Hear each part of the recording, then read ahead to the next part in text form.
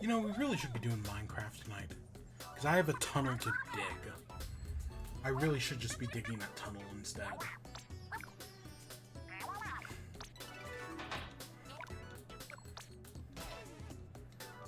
don't even care what's up.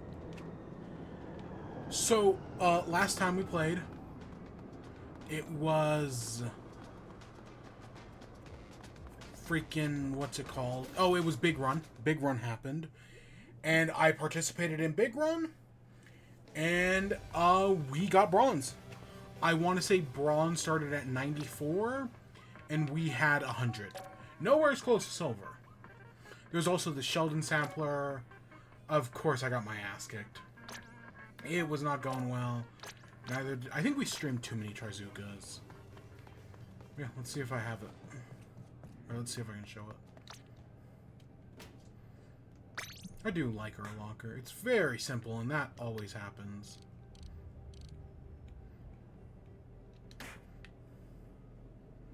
Close enough.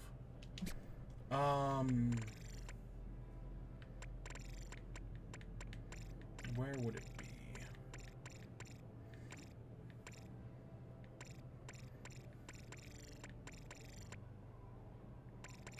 Oh, maybe it's right around... There it is. So that was the Ouroboros trophy, or that was the Kozuna trophy. Nope. That was the Ouroboros trophy. Nope. But for the Salmonid Swarm, we got a bronze. Not that we can place it anywhere. It's actually not that big.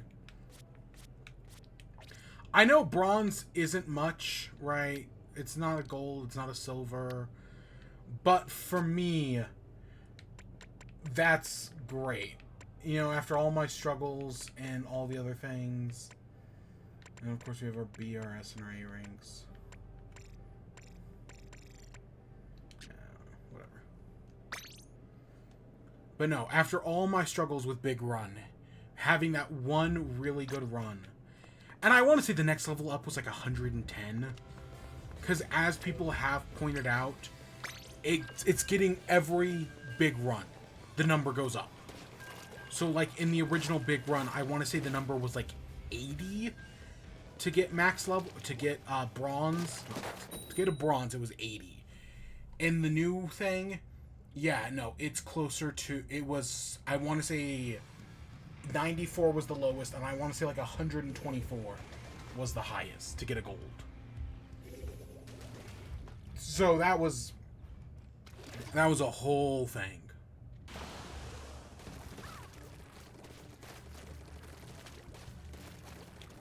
But I did it. I did it. We got our splooning.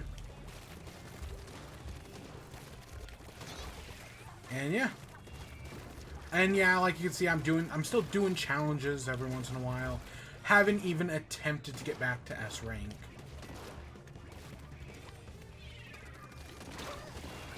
I knew that was... We have so many snipers. We have 3. But yeah, I was attempting to get back... I haven't even attempted to get back into S rank. Honestly, outside of doing that one challenge, which I just... Like, it was just one of those things where I just, like, barely noticed it.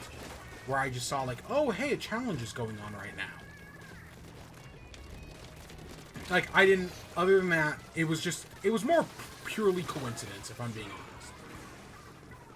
Where I was just like, oh yeah, I've got like an hour right now to play. I can do this challenge. And I know there's another challenge like coming up tomorrow, or maybe we missed the challenge today. I don't know. There was something happening.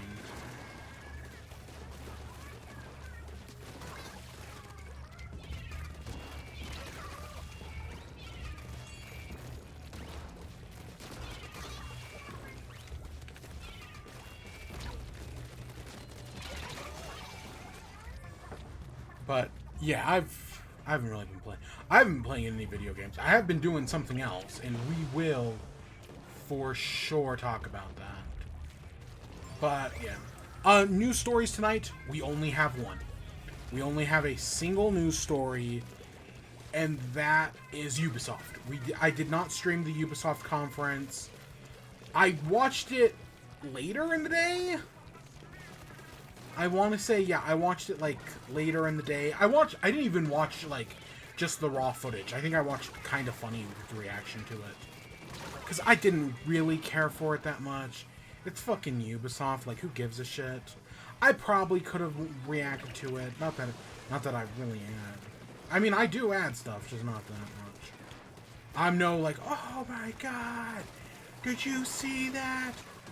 Spider-Man! It's Spider-Man! No, that's not that. Even though I get more views if I did do that. But no. I'm very laid back. So yeah, I did watch the Ubisoft thing. It was a Ubisoft Forward. We'll talk about it here in a sec. And that's it. Other things did happen. I know the Embracer Group laid off a bunch of people. I know Pixar laid off a bunch of people. I don't know if that Flash movie is doing well in the box office. Some people are saying it's failing. I saw another person say it was good. I don't know where the Schneider Bros sit on this movie. Because usually that's how you can tell when someone's lying, is when they're a Schneider Bro. But I can't tell if the Schneider Bros are pro-Flash or anti-Flash. I know they're anti-new DC. But is the Flash the end of the old DC? Oh, hey, look, I did a fist bump. So I saw a chart explaining how those work, and I still don't understand it. But yes, I did see the Flash, and then we have Elemental. I did not see Elemental. I will, I think tomorrow. I don't know, whatever my theater's budget day is. I think it's tomorrow or Tuesday. So I'll go see it then. Hopefully it's good. I don't know. I haven't heard anything bad about it. But again, that might be another movie that's flopping at the box office, because I have seen nobody express any interest or excitement in that. But I am curious enough to go see it.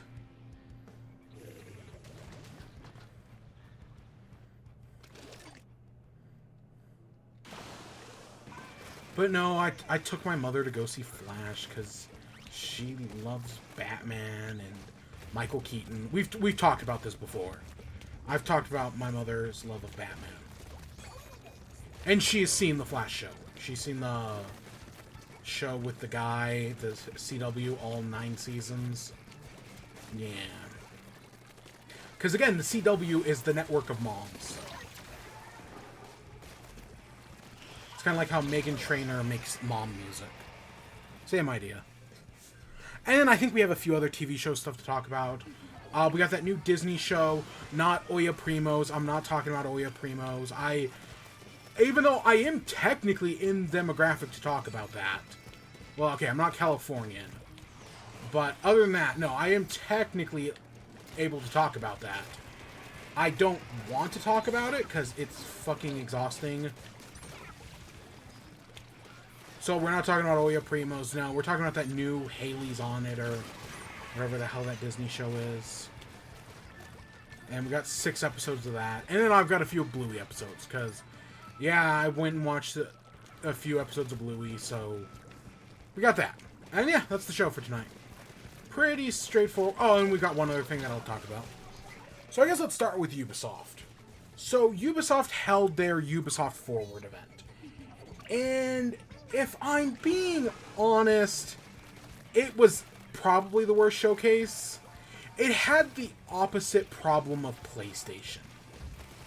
Where the PlayStation showcase was, hey, we don't really have that. We have one good game, and that's about it. But other than that, you know, it's a standard showcase. They're doing a good format. They know how to end on the one more big thing. Right? It's a very modern, well-done format. They just only had one game during their entire showcase. Ubisoft had the exact opposite problem. They had a few really interesting good games. But the showcase, you could have told me this showcase happened in, I don't know, 2013, and I would believe you. This felt like a 10-year-old showcase. Because this was a live showcase. You know, most E3 showcases this year, or Summer Games Fest, I know Jeff Keighley did a live thing. But no, Jeff Keighley knew how to set expectations. And everything was very tightly scripted. very tightly planned. Jeff Keighley knew exactly what to do for a showcase like this. And I've even got an example. There's that point in the showcase where they show off the Final Fantasy mobile game. And Jeff Keighley's like, well, if you want more information about Final Fantasy VII, and the crowd starts cheering. And he's like, no, wait, hold on. And then he explains it's like an ad for like DoorDash or whatever. That's how you properly set expectations in a showcase. This Ubisoft showcase, on the other hand, was, hey, we're going to show you gameplay on this TV, but we're not going to actually show you like direct feed from the TV. Instead, we're going to show you the TV, which takes up like half of the screen real estate. A good chunk of the screen real estate is just going to be our black background. And the remainder is going to be this one of the developers just talking about their game for way longer than needed. And like, if it had just happened during Avatar and Star Wars, I would have been like, fine. You're doing two special segments on these games. I mean, we just got Starfield the other day, which was the day before the Ubisoft showcase, which was like, hey, we're going to sit down and we're going to talk with these developers for 40 minutes. It might have even been longer than that. And it was amazing, right? It worked so well. Meanwhile, Ubisoft is every game. Hey, you want to hear about this fucking motorsport game? We're going to talk about it for 10 minutes with the developers. Oh, you want to hear about this, I would say Skull and Bones, but no, they did fucking sea shanties for Skull and Bones. Like, they don't give a shit. Ubisoft is setting out for that game to fail. Like, they clearly don't want to make it, and it really fucking sucks, because Assassin's Creed 4 was so good. And the idea of making a solo pirate game it could have been great. And nope. Instead, we're getting fucking Skull and Bones, which is fucking garbage fire.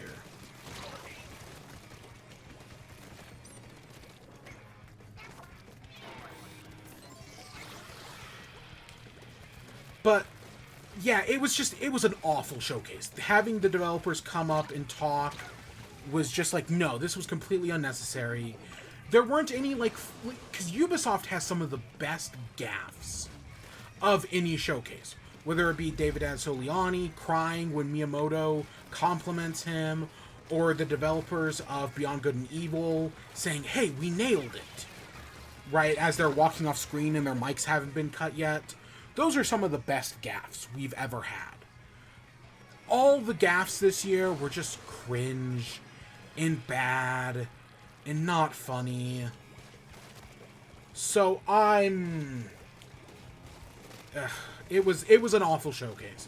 But some of the games look solid. Too bad they're all being made by Ubisoft, a company that mentally and physically abused their employees. And yes, nothing has changed. Yves Guillemot may go up and say that, no, we are a different Ubisoft. We've become a better studio. And then you look at the leaked documents from people working in the staff who are just straight up like, nope, nothing changed. All the abusers in the studio just got moved around to different departments. They're all still here. Or, the few who did get removed got nice buyout packages. It's awful. Ubisoft is still an awful studio. So is Activision Blizzard. So is literally every studio under the sun. Guess what? They're all awful. They're all awful. And gaming fucking sucks. That's just the life we live now. But we're still going to talk about it anyways, because fucking Ubisoft. So yeah, I spoiler alert, this is already my worst showcase of E3. Wow. I mean, even besides, looking besides the whole sexual and physical abuse, which, yeah, it's Ubisoft. Their showcase was still bad. They just structured... And the funny thing is, Ubisoft did a pre-recorded show last year, and it worked great. I mean, I don't think it was anything amazing, but it worked, right? It was a well pre-recorded show where it's like, no, we clearly have structure and poise here. You can tell what we're trying to do. It worked. This year, nope, they just didn't do it. They decided to do a live show.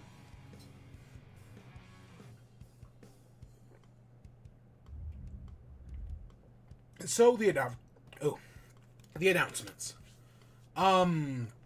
First off, they start off with Avatar: Frontiers of Pandora. And it looks like Far Cry. If I'm being honest, I don't remember anything from it other than, hey, you can explore the worlds of Pandora. It looks fine. Like, visually it looks fine. But it's Far Cry. The only Far Cry I've ever played is 3. Or maybe 2? I want to say I played 3. Because I picked up 4, and I played like a few hours of it and just wasn't jiving with it.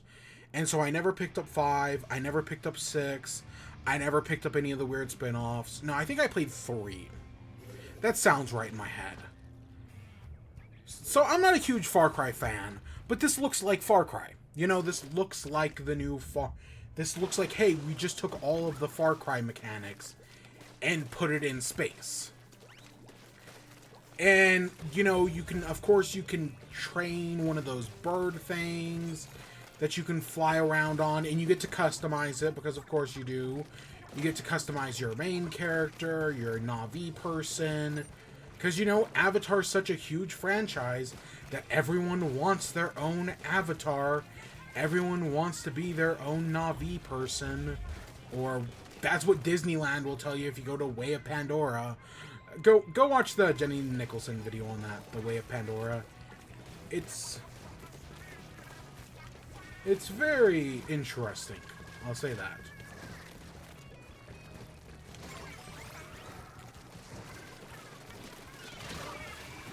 But yeah, you can customize that, you can do that. I saw you could tame a horse, like with the weird hair dealies. And I think this one's more about, you know, the first Avatar movie, where it's like you're in like the sky area with all the floating islands. Like, I don't think there's like any underwater things. You know, if this game does well, that they'll save that for the sequel, but you know.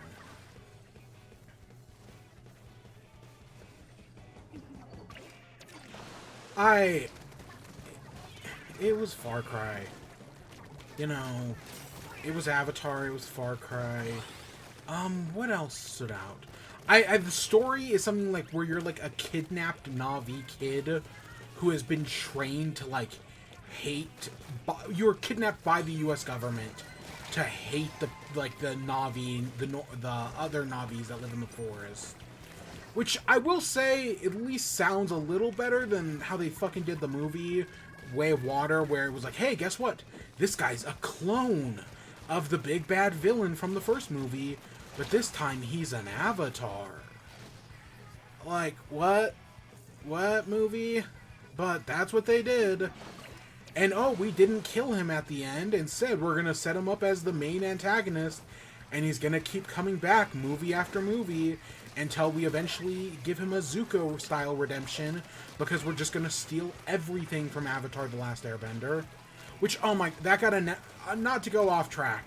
They did a real quick Netflix thing about the Avatar show, and it actually, they didn't really give us a trailer. It was like fire, water, air, earth. I was forgetting the other one for a second. And then we got a few pictures of Sokka, Katara, Aang, and Zuko. I think they look fine, honestly. I think the Katara looks pretty good. The Aang looked fine. The Zuko looked fine. I don't know. I don't have any high expectations for the Netflix Avatar show, and you definitely should not. I know we also got a trailer for the One Piece show, and people are not loving that. I don't think people are hating it, but I don't think people are loving it. I think it's more that people don't like it because Death Note and Cowboy Bebop, like,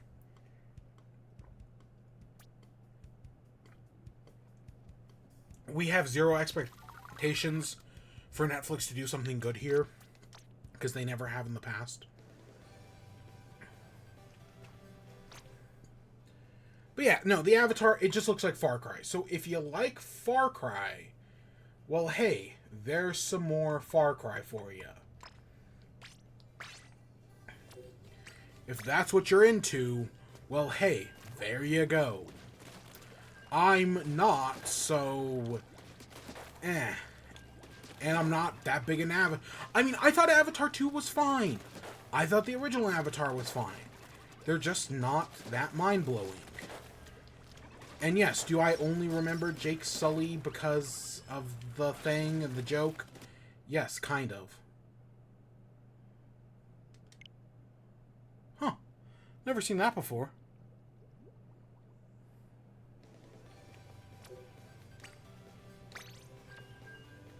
Yeah, that's not an error I've seen. Okay, I gotta move on from Avatar. I barely remember most of it. That's the problem. It's been almost a week since the showcase happened, and you better believe I did not watch a refresher. Also, we're not talking about everything in the showcase. I made fun of that motorsport game earlier. I do not have that on here. Next up, they showed off Prince of Persia: The Lost Crown. It's a Metroidvania game, which that sound... Because I don't remember if the original Prince of Persia, or not the original, but Prince of Persia: The Sands of Time. I don't know if that was a Metroidvania game. To be fair, I actually have no idea. I thought it was a platformer, like a combat platformer, but I see how that can easily transition into a Metroidvania. So this being a Metroidvania, I think is a logical next step.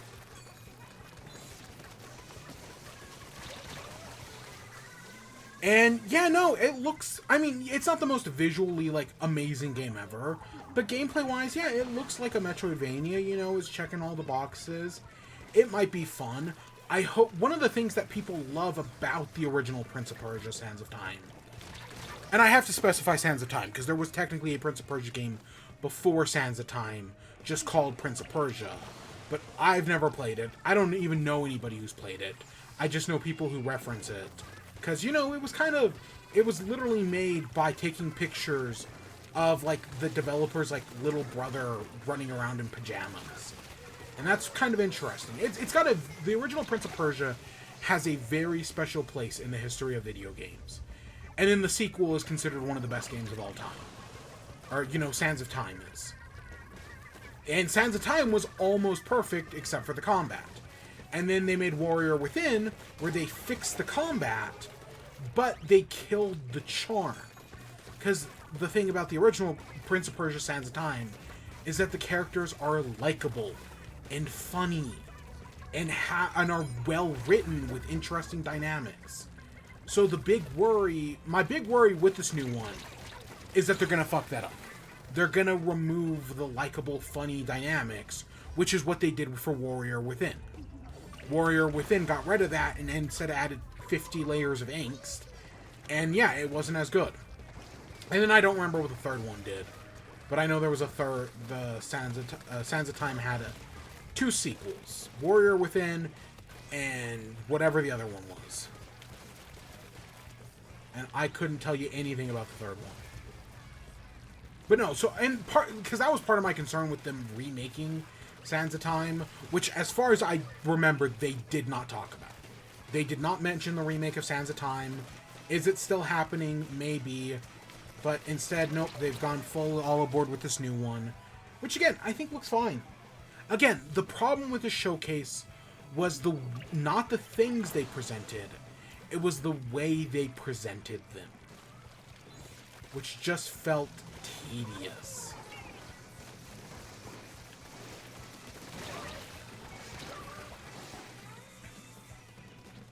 But no, The Lost Crown. Does it come out this year? Oh, Avatar comes out in like December. So that's our big December game.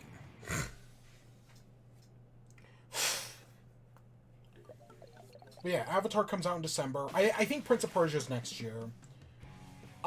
They showed off this Captain Laserhawk remix, which is an animated show. I want to say done by the people who did the Castlevania show. And it actually looks fine. You know, like, I don't know. I heard that Mythic Quest show that Ubisoft made. That right now the clip that's been going around is the TTP, Time to Penis. How long does it take to make a penis in a game? Yeah, that's from that Ubisoft Mythic Quest show. And I hear it's fine. I don't know. I really... Like, I know someone once said about the show Silicon Valley that, like, you can tell the people who wrote Silicon Valley worked in Silicon Valley. Like, they had a very, like, yeah, no.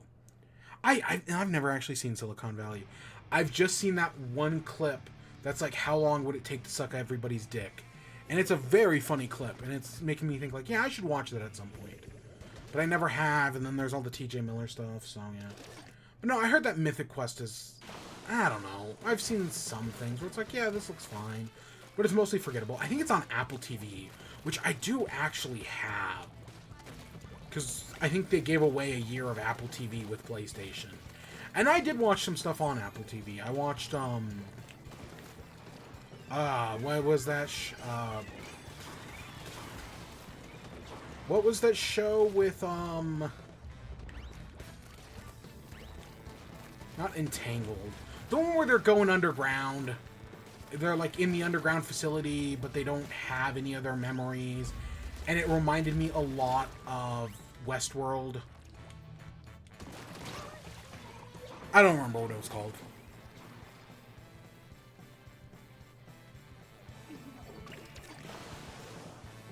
But yeah, no, it's an, out of all the Ubisoft properties to make a show out of, taking inspiration from Far Cry Blood Dragon would not be my first thought, but I'd honestly probably prefer it to them just doing another fucking Assassin's Creed show or whatever.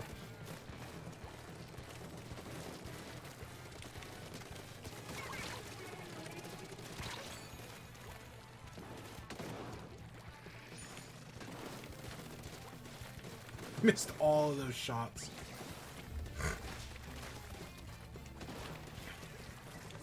Next up, they did show off Skull and Bones, of course. However, when they showed off Skull and Bones, here's the twist, here's the catch. They showed off Skull and Bones as, hey, guess what? We're going to have some people come out and sing a sea shanty. You know, remember when sea shanties were big for, like, a few weeks during the pandemic, you know, in between everybody making sourdough bread and people making, I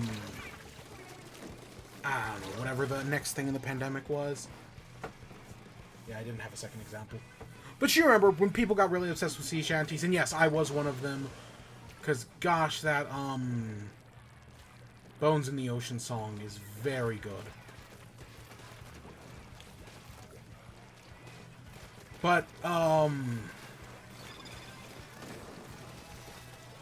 yeah, they did a sea shanty, and then that was it. They didn't show any new footage of Skull and Bones, or at least they might have in the background, but I kind of don't remember.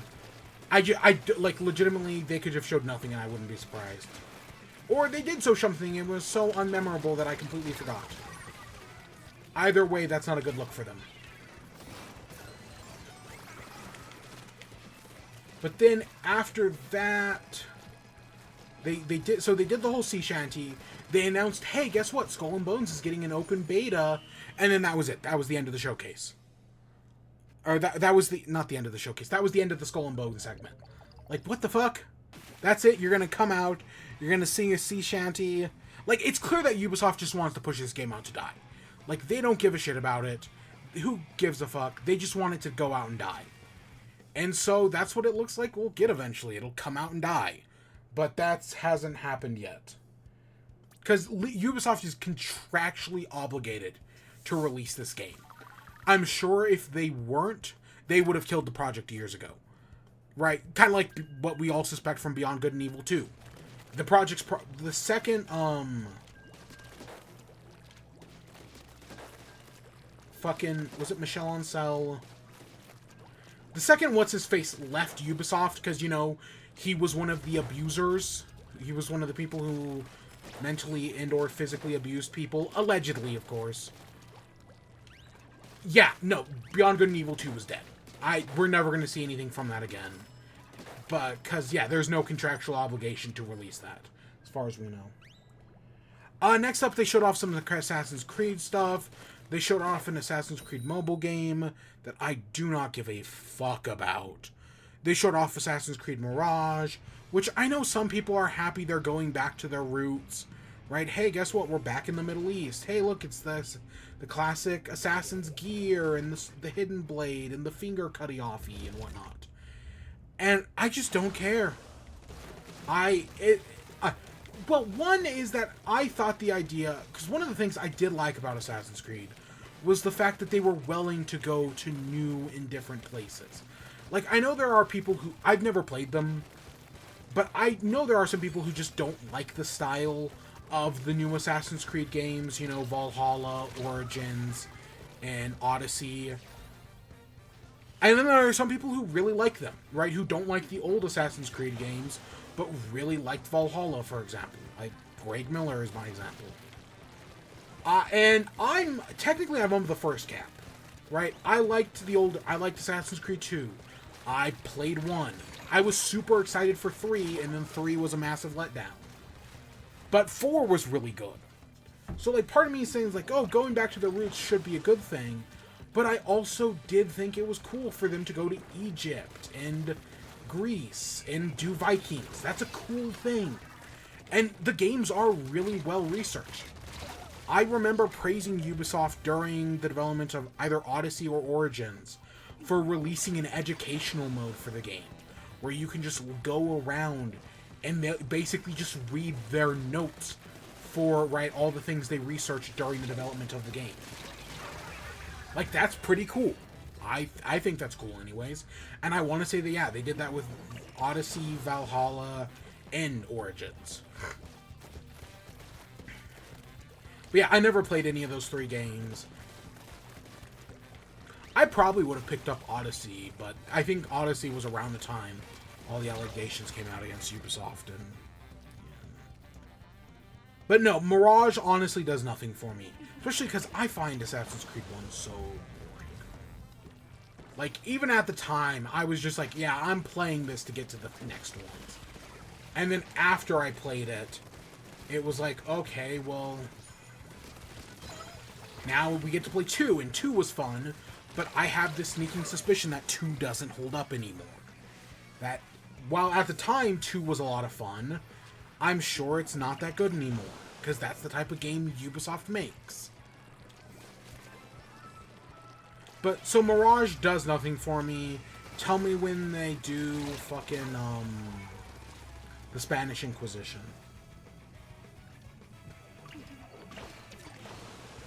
Remember when there used to be an entire, like, modern subplot?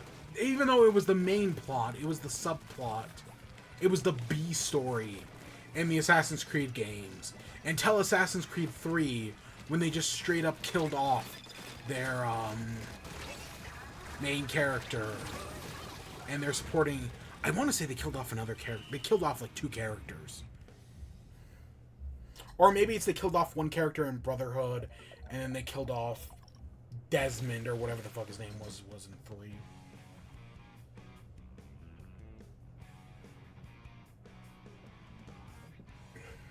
And I know the modern stuff still exists in Assassin's Creed, but nobody cares. Nobody cares. Nobody's ever cared. And so the Ubisoft Forward ended with Star Wars Outlaws. And yeah, it looks fine. You know, it's massive entertainment Star Wars game. It's good to see someone non-EA doing a Star Wars game. I know people like Jedi Fallen Order, and Jedi Survivor I hear is okay. But no, I'm glad to see someone not EA doing a Star Wars game. Because that was the big thing after Battlefront 2. Where it was like, hey, Disney, take away EA's exclusive rights to Star Wars. And Disney said, no. But I think that contract ran out eventually, and that's where we're getting this game. I don't think it's coming out this year. I don't remember, but I don't think it is. But it looks fine. You know, it takes place between, I want to say Return of the Jedi and Empire Strikes Back. Which, you know, so many of these Star Wars games take place either after Return of the Jedi or in between.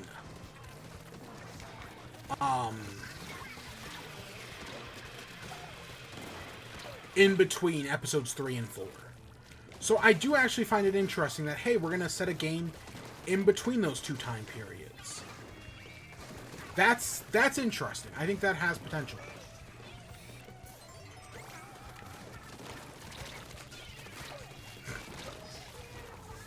Because their whole idea is they're bringing up, like, hey, during this time period, you know, the galaxy is increasing power. The rebellion's kind of crippled. But we're seeing, like, a higher presence of outlaws and, like, syndicates than at any other point. So that's why we've decided to set it here.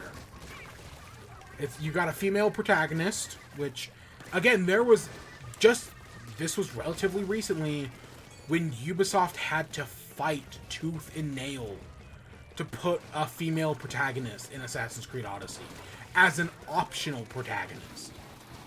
But Ubisoft still isn't perfect. Nope.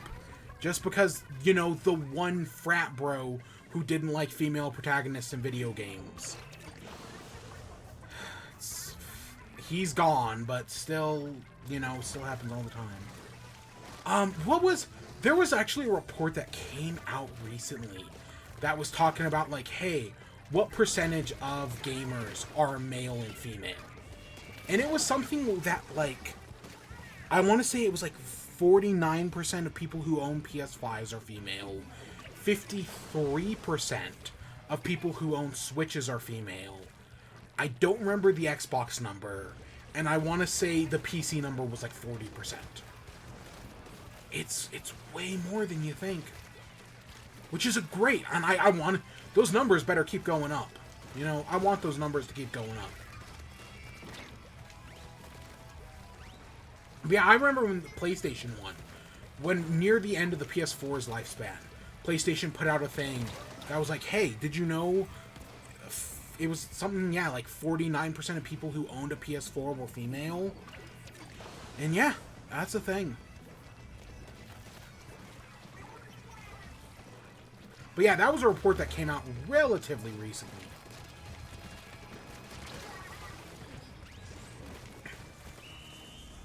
But no, so the one mission you saw, I remember from this, is they're on the planet, and they're going around like a hangar. And, you know, you can use the little axolotl companion to, like, distract guards and to press buttons and do stuff like that. And I'm like, okay, that looks fine. And you're going around the hangar. There's an interesting thing with the blaster where it can, like, alternate modes. So you can have, like, a rapid fire mode. You can have, like, a heavier fire for, like, armored enemies. You know, there's all sorts of things going on. So I'm like, oh, okay, that's interesting. I don't know. It looks fine, right? It's probably... for the last game of the showcase... Again, I say when doing these showcases, you always gotta start on something big, and you gotta end on something big. And so I think where they started with Avatar, which again comes out the end of the year, and they ended with Star Wars. Yeah, no, I think those are good endings and starts. I don't remember when it comes out. I don't think it's this year. I want to say it's early next year. But no, it looks fine. So, where does that put the overall Ubisoft showcase? And again, for every game I did mention, there's probably half a game that was just like, oh, who cares? I don't remember a big segment on Rainbow Six Siege or The Division or Extraction or any other number of games people don't give a shit about. Did they delay a game, or was that a Capcom showcase? I did not watch the Capcom showcase. I'll just straight up say I did not watch it. Because I remember the Capcom showcase sucking last year. Not Coke presentation, or Koch, or whatever, Koch Media. But no, I do not remember it being that good. But yeah, where does that put the Ubisoft showcase? Honestly, the games were fine, the showcase sucked, but when the showcase sucks, man, does that just kind of drain you. Oh shit, I thought we were over the thing. So yeah, I was not feeling it. I was definitely like halfway, around the time, when they were talking about that car game, you just lost me. I don't even remember what it was called. But when they were talking about that car game, I was like, oh, who cares? Why are you going on about this for 20 minutes? So, yeah.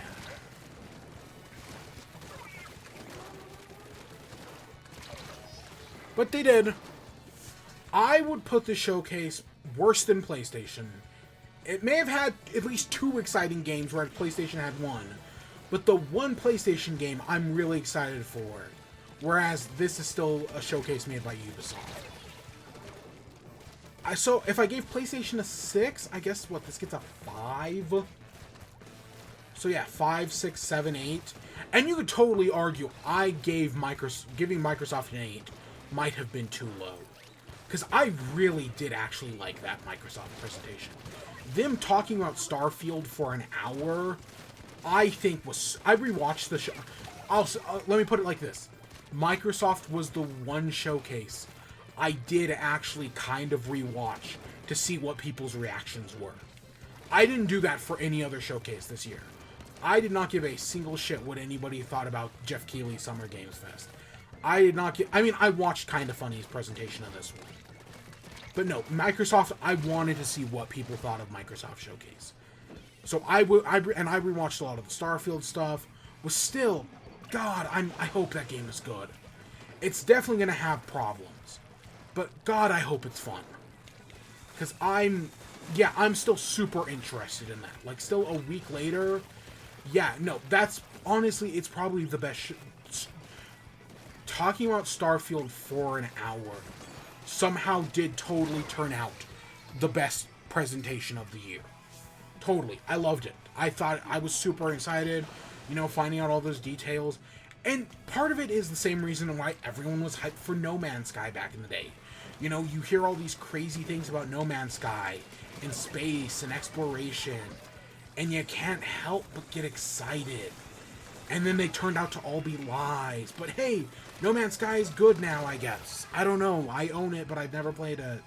Because I picked it up for a $5 a few... it's one of those games I picked up for a $5 a few years back.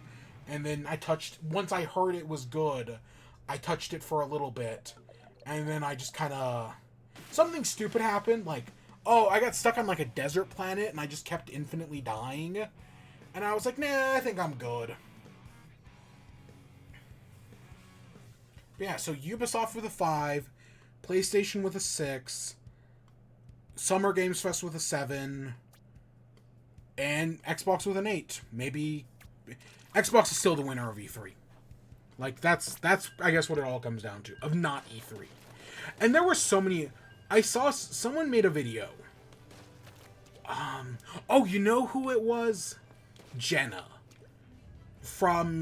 They used to work at Polygon. They might be independent nowadays. I know they used to work for Polygon. They've been on several episodes of Unraveled. I want to say they were the DM... When Polygon did their Cyberpunk Red RPG, I want to say Jenna was the DM for that.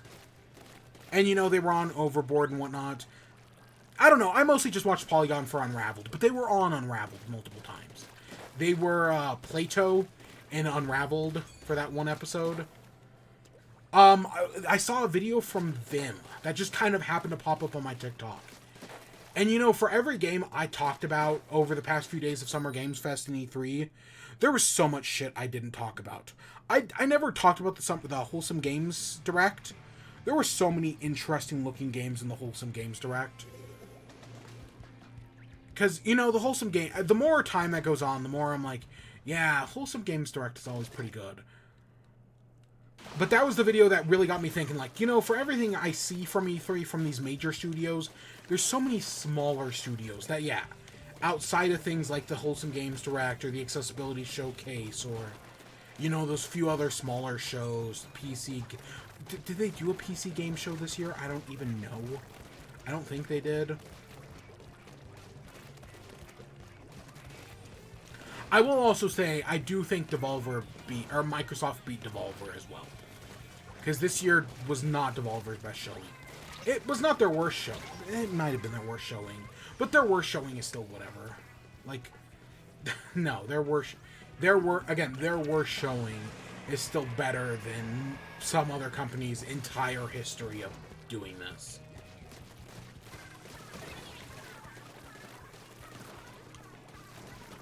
But no, this was not an amazing Summer Games Fest E3 year, but this was also not an awful Summer Games Fest E3 year. Like, I'm definitely more, like, if I had to rank the the entire thing as a whole, right? Everything from the PlayStation Showcase back in March to the Capcom Showcase I never saw, I'd probably put it as a solid 7. Not the most amazing year, but also not the worst. Yeah, I think a 7 overall fits. I hope Nintendo does something in the next, like, week or two. I don't know. I did predict that if Nintendo was going to do a showcase, they would do it on the 22nd. And that's, I want to say, Thursday. So I still think it is totally possible that Nintendo just comes out of the woodworks and does something next week. Or this week. But we did also get that Pikmin trailer randomly the other day. But at the same time, we also have not gotten a trailer for Everybody 1-2 Switch. We did get our first bit of information on Everybody 1-2 Switch. I want to say it was from GameStop of all places, where they leaked the box art. They leaked the front and back of the box. And we found out, like, the horse head mascot name is Horus. And yep, it's a 100 multiplayer. It's a 100-player multiplayer game. So yeah, we did get some information on it, but we still have not gotten a trailer, and the game comes out in like 2 weeks. So maybe we get a Nintendo mini showcase where the only first-party games are Everybody 1-2 Switch, Pikmin 4, and Mario Kart. I could see that being the case, and then it's just all third-party games. Or, maybe they just fucking put everything on Twitter. Who knows? I don't know. According to all the rumors, Nintendo, after Tears of the Kingdom, is not going to have a big year. And yeah, because, like, yeah, I'm super excited for Pikmin 4. Oh my god, somebody pointed out the other day that Pikmin 4, Barbie, and Oppenheimer all come out on the same day. Like, I knew Barbie and Oppenheimer. That's been a running joke for like a year now. I did not realize Pikmin 4 came out on that same day. Oh, fuck. Gotta beat Tears of the Kingdom so that way I can start playing Pikmin games. That'll be July's thing. In July, we're gonna try to play all 3 Pikmin games. 1 and 2 are gonna be, or 1 and 3 are gonna be easy. It's 2 I'm worried about. Yeah, I'm worried. I know nothing about 2. Well, I mean, I've played it, like, once. I've played it once, and I've watched Chugga Conroy's Let's Play once. And I've seen a few other... like, I think I saw a challenge run or something like that. But it's been a long fucking time, and I don't... It's been over 10 years since I played Pikmin 2. Yeah, I would love to see Nintendo do something, but I don't expect it. With that Pikmin trailer last week, I don't expect much. But you never know. It's Nintendo. There is enough evidence to say that they can literally cancel a Direct within 24 hours. Like, they can have a full Direct plan, and then just 24 hours before be like, nope, we're not doing that anymore. We're not rescheduling it. We're just straight up canceling it. Or they can take a full Direct and turn it into a Direct Mini overnight. There has been multiple pieces of evidence that basically says that. And I know a lot of it's like leakers and whatnot, but there are some trusted sources in there who have got plenty of things right. You know, people like Emron Collin.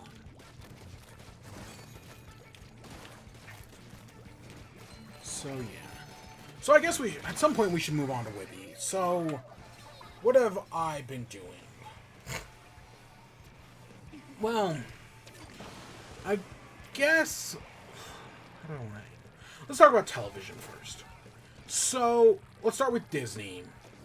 So, Disney... a while ago, Disney revealed their new show, Haley's on It, which is about this girl named Haley who gets a message from some scientist in the future that says that, hey, guess what?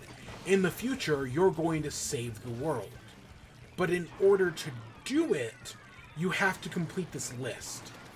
So this girl, Haley's been making this list of, like, things she wants to do since she's, like, 6 years old, if not younger. And so she's got this list, but, you know, she's a timid girl who has trouble acting and doing things. But this is, like, finally her motivation to actually, you know, complete her list. Right? Like, finally, right, talking to the person from the future. She's finally gonna do it. So she's got an entire year to do everything from her list. And this is... The setup, you know, has a lot of Phineas and Ferb potential. You know, Phineas and Ferb is, hey, Ferb, what are we gonna do today? Hey, aren't you a little too young to be doing this? Hey, where's Perry? Oh, Perry the Platypus. Doofenshmirtz has created his, Scuff Your Jays-inator. You have to go stop him. Oh, there you are, Perry. Mom, you gotta bust the boys. I don't see anything, Candace. Oh, there you are, Perry. End of episode. That's it. That's every Phineas and Ferb episode. Super formulaic show, but it's a really good formula. Very enjoyable, very entertaining. So this show has a lot of the same potential. Like, hey, guess what? Haley, what's your item on the bucket list today? Oh, we've got to go get, we've got to go eat all the food at the county fair. We've got to try one of everything. Okay, let's go to the county fair. Hey, Haley and Scott, and guess what? Scott's girlfriend. Even though one of the list items, you know, the one she's super worried about, is kissing Scott. But nope, in the first episode, Scott gets a girlfriend, so that's gonna eventually make things complicated. Do I remember the girlfriend's name? No, I do not. And I'm just assuming I got Scott correct, but I'm not entirely sure. So it's every episode like, oh, they're gonna have some challenge. There's also another, they have like a little robot named, I want to say Beta or 2B or something like that, that's like supposed to help them out from the future. And it always is talking about getting yoked and being swole and shit like that. So they've got this little robot that's supposed to help them and tell them, hey, this is the best item to do next on the list and whatnot. So it follows that very simple formula. Are there there's no, like, this isn't like Ghost and Molly McGee where there are musical numbers every episode, or, you know, Phineas and Ferb and Lily after the Love Handle episode. There aren't musical numbers every episode. I think there has been like one, or like in the county fair one. I want to say there was a musical number, but it's nothing that big of a deal. But no, it's just about Haley Banks, and, you know, she's solving all these, she's doing these challenges, she comes across conflicts along the way. Can I kiss Scott DeMeo? Is his name DeMeo? I know DeMeo was Steven's, or Greg's original last name. I don't remember his last name. Oh my, so Haley is Polynesian, and her little brother, she has twin little brothers named, one is named Dwayne, the other is named Johnson. So I was like, oh, funny show. I'm so fucking sick of Dwayne The Rock Johnson. I'm surprised he's not the president. No, instead the president that helps, that, you know, gives Haley the Person of the Year award is Serena Williams. That's the fake president they go for instead.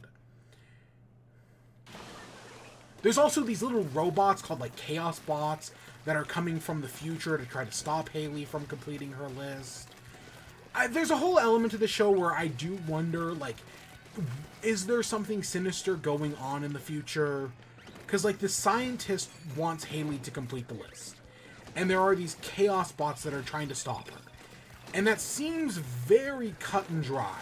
Which, you know, sometimes it can be cut and dry. Phineas and Ferb was very cut and dry like that. But it found depth elsewhere.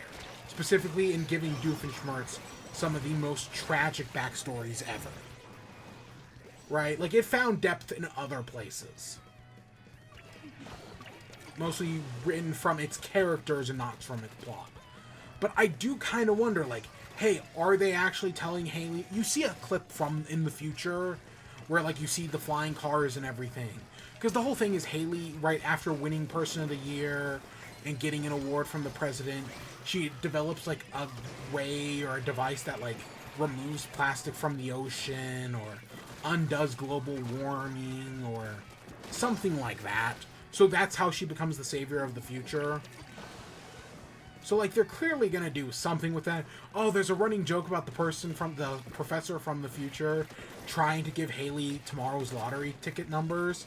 And right before she can do it, she always gets taken away. But no, it's, you know, it's fine. For, like, the first, like, 6 episodes of the show, it seems fine. It's got a very straightforward setup. Right, Haley and Scott are fine characters. I like Haley's dad. Again, he gives off... He's Polynesian Greg Universe, but that's a good thing. He's got a weird uncle who owns a houseboat, who hates the ocean. The other supporting cast is, of course, Scott's girlfriend, whose name I do not remember, but she's a social media influencer. Right, she runs, like, she's like, it's like, oh, she's the most famous person in town with her 1,700 followers. And she's got a weird obsession with hats. In one of the episodes, she writes a hat musical, which is, they're just parodying, like, a bunch of other musicals. And it's like, okay, this is kind of cute. And then she breaks her leg or twists her ankle or something, so Haley has to go on and be with her. Because one of the list items is for Haley to perform in the school musical.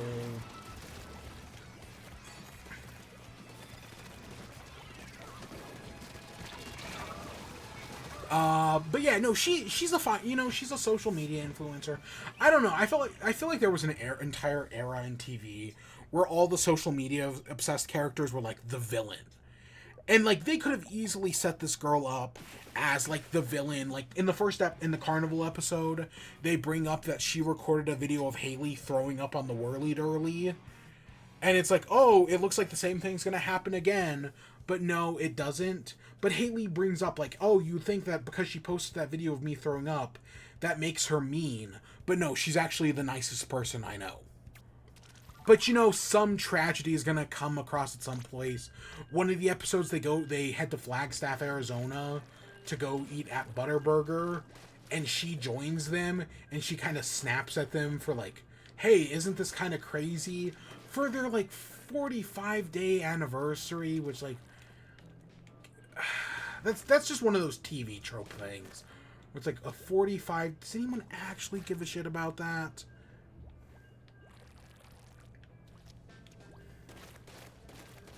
I don't know. I've been out of the dating game for a while. Maybe things have changed a lot. But no, her and Haley have this, like, sort of understanding. There's a moment in the play episode where it's like, you know, Haley, right, Haley and Scott are in this play. If they just kiss right now at acting, that would get the item off the list. But no, I don't even think they ever bring that up in the episode, where, like, Haley being nervous about, like, kissing Scott during the play. Nope, never even brought up. Let's see, who else? There's this kid named, like, AJ or something like that, who's, you know, who's basically Neville from iCarly. He's always trying to, I want to say, and I say that because he says rude today, but he's always trying to one-up Haley. Like, they've had a rivalry since they were kids. And, you know, Haley's just always been a little better than him at everything. It reminds me, there's that one Reddit post, because, you know, Reddit TikTok is still totally a thing, about that one guy where he was like, oh yeah, we were both on the track and field team, and I was just a little faster than him. Or, we were both on wrestling in the same weight class, and only 2 people got to state. There were 3 of us. One guy was better than both of us, but I was better than Bob, so I went and Bob stayed. And, like, Bob fucking hated the guy who was writing the post. Because, you know, the guy writing the post was not amazing, but just a little better than him. Hey, Gray, how you doing? Just playing some Splatoon, talking about random stuff.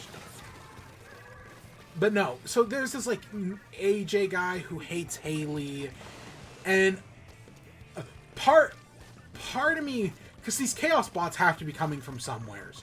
So are they coming from this AJ guy?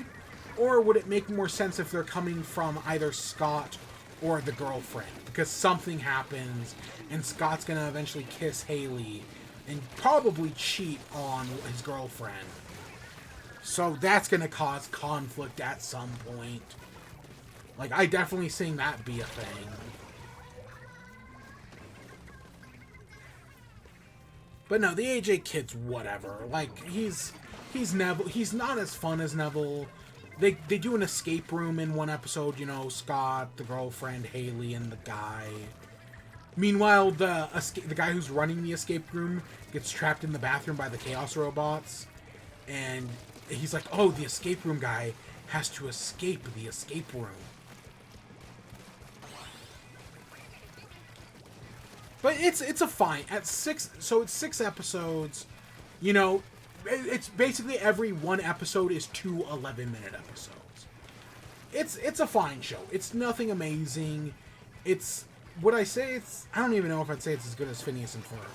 Because I feel like, well, yes, Phineas and Ferb was super formulaic. It had a lot of fun with its formula. You know, it was a very fun formula. This show's formula, nah, it's not as fun. I also think the name Haley's on it is such a weird name. Like, part of me kind of wish it was something like Haley Banks Bucket List or something like that. But that also doesn't sound great, so... The theme song is not memorable at all. Like, it has an opening song, and I couldn't tell you a single line of it. The Hats musical was kind of funny, though. A question I did have was, so for most of the episode, of the first, like, 6 episodes, for the first 5 episodes, you only see Haley's dad. No, I think there's one point where you see a flashback of the day Haley was born, and you see her mom.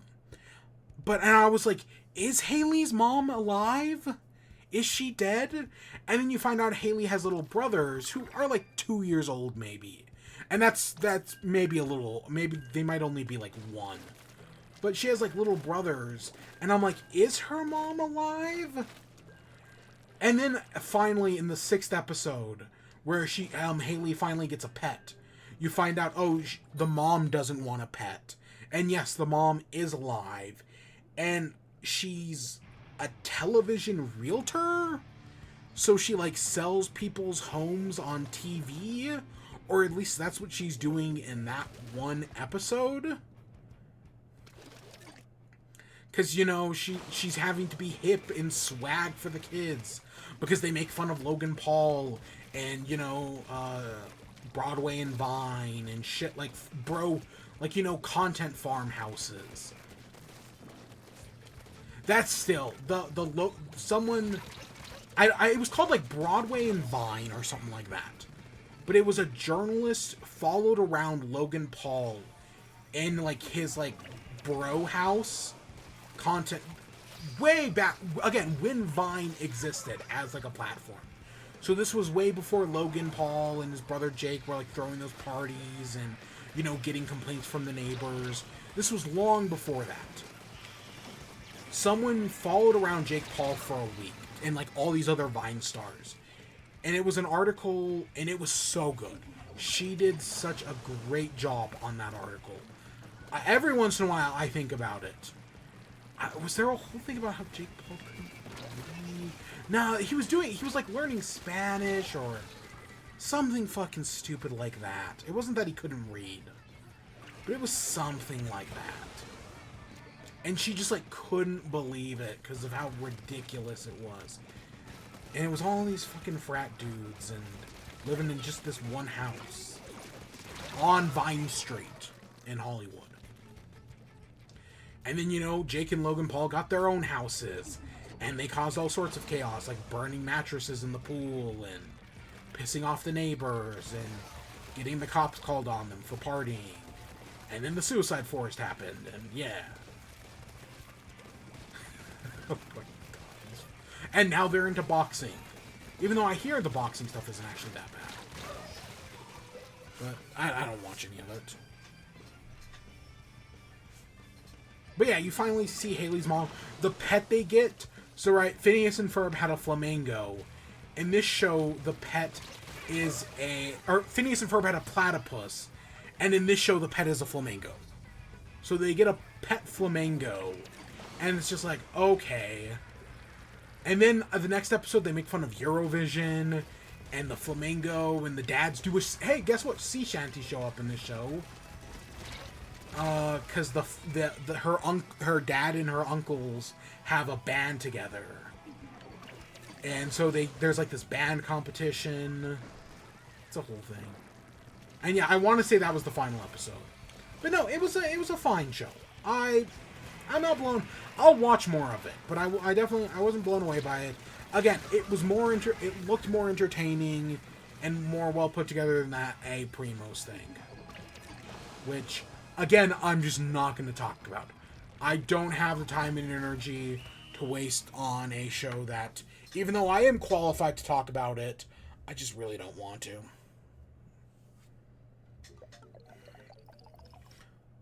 So what else have I been watching? Oh, Bluey. I watched Bluey.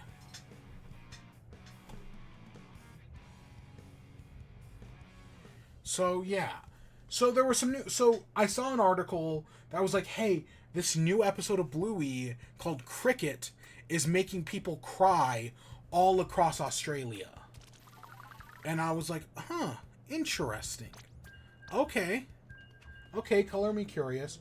So I looked it up to see, like, hey, what episodes of Bluey have I missed? Last time we talked... Oh, what was the... I'm pulling up an episode list right now, so give me a second.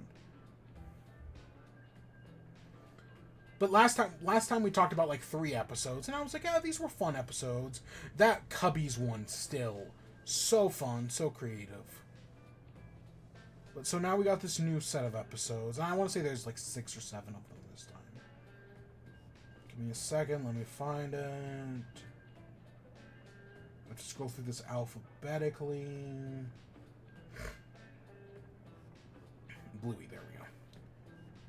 So the last episode we talked about was Stickbird. So episode 42 is Show and Tell. And this was all about showing and telling. I know Bingo's got to go to Show and Tell. I cannot for the life of me remember what she is showing or telling.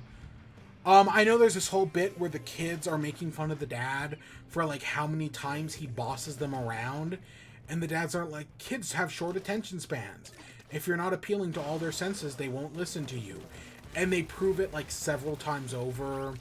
But, you know, eventually Bingo does her little show and tell, and it all ends well. So, yeah, it was a fine episode. You know, it definitely had, like, and they even brought up, like, the previous episode where they had the person, like, sit on them. And they're like, didn't you learn this lesson when, you know, we sat on you, or when you had your friend sit on me? And they're like, no, I don't remember. Which is totally a kid thing.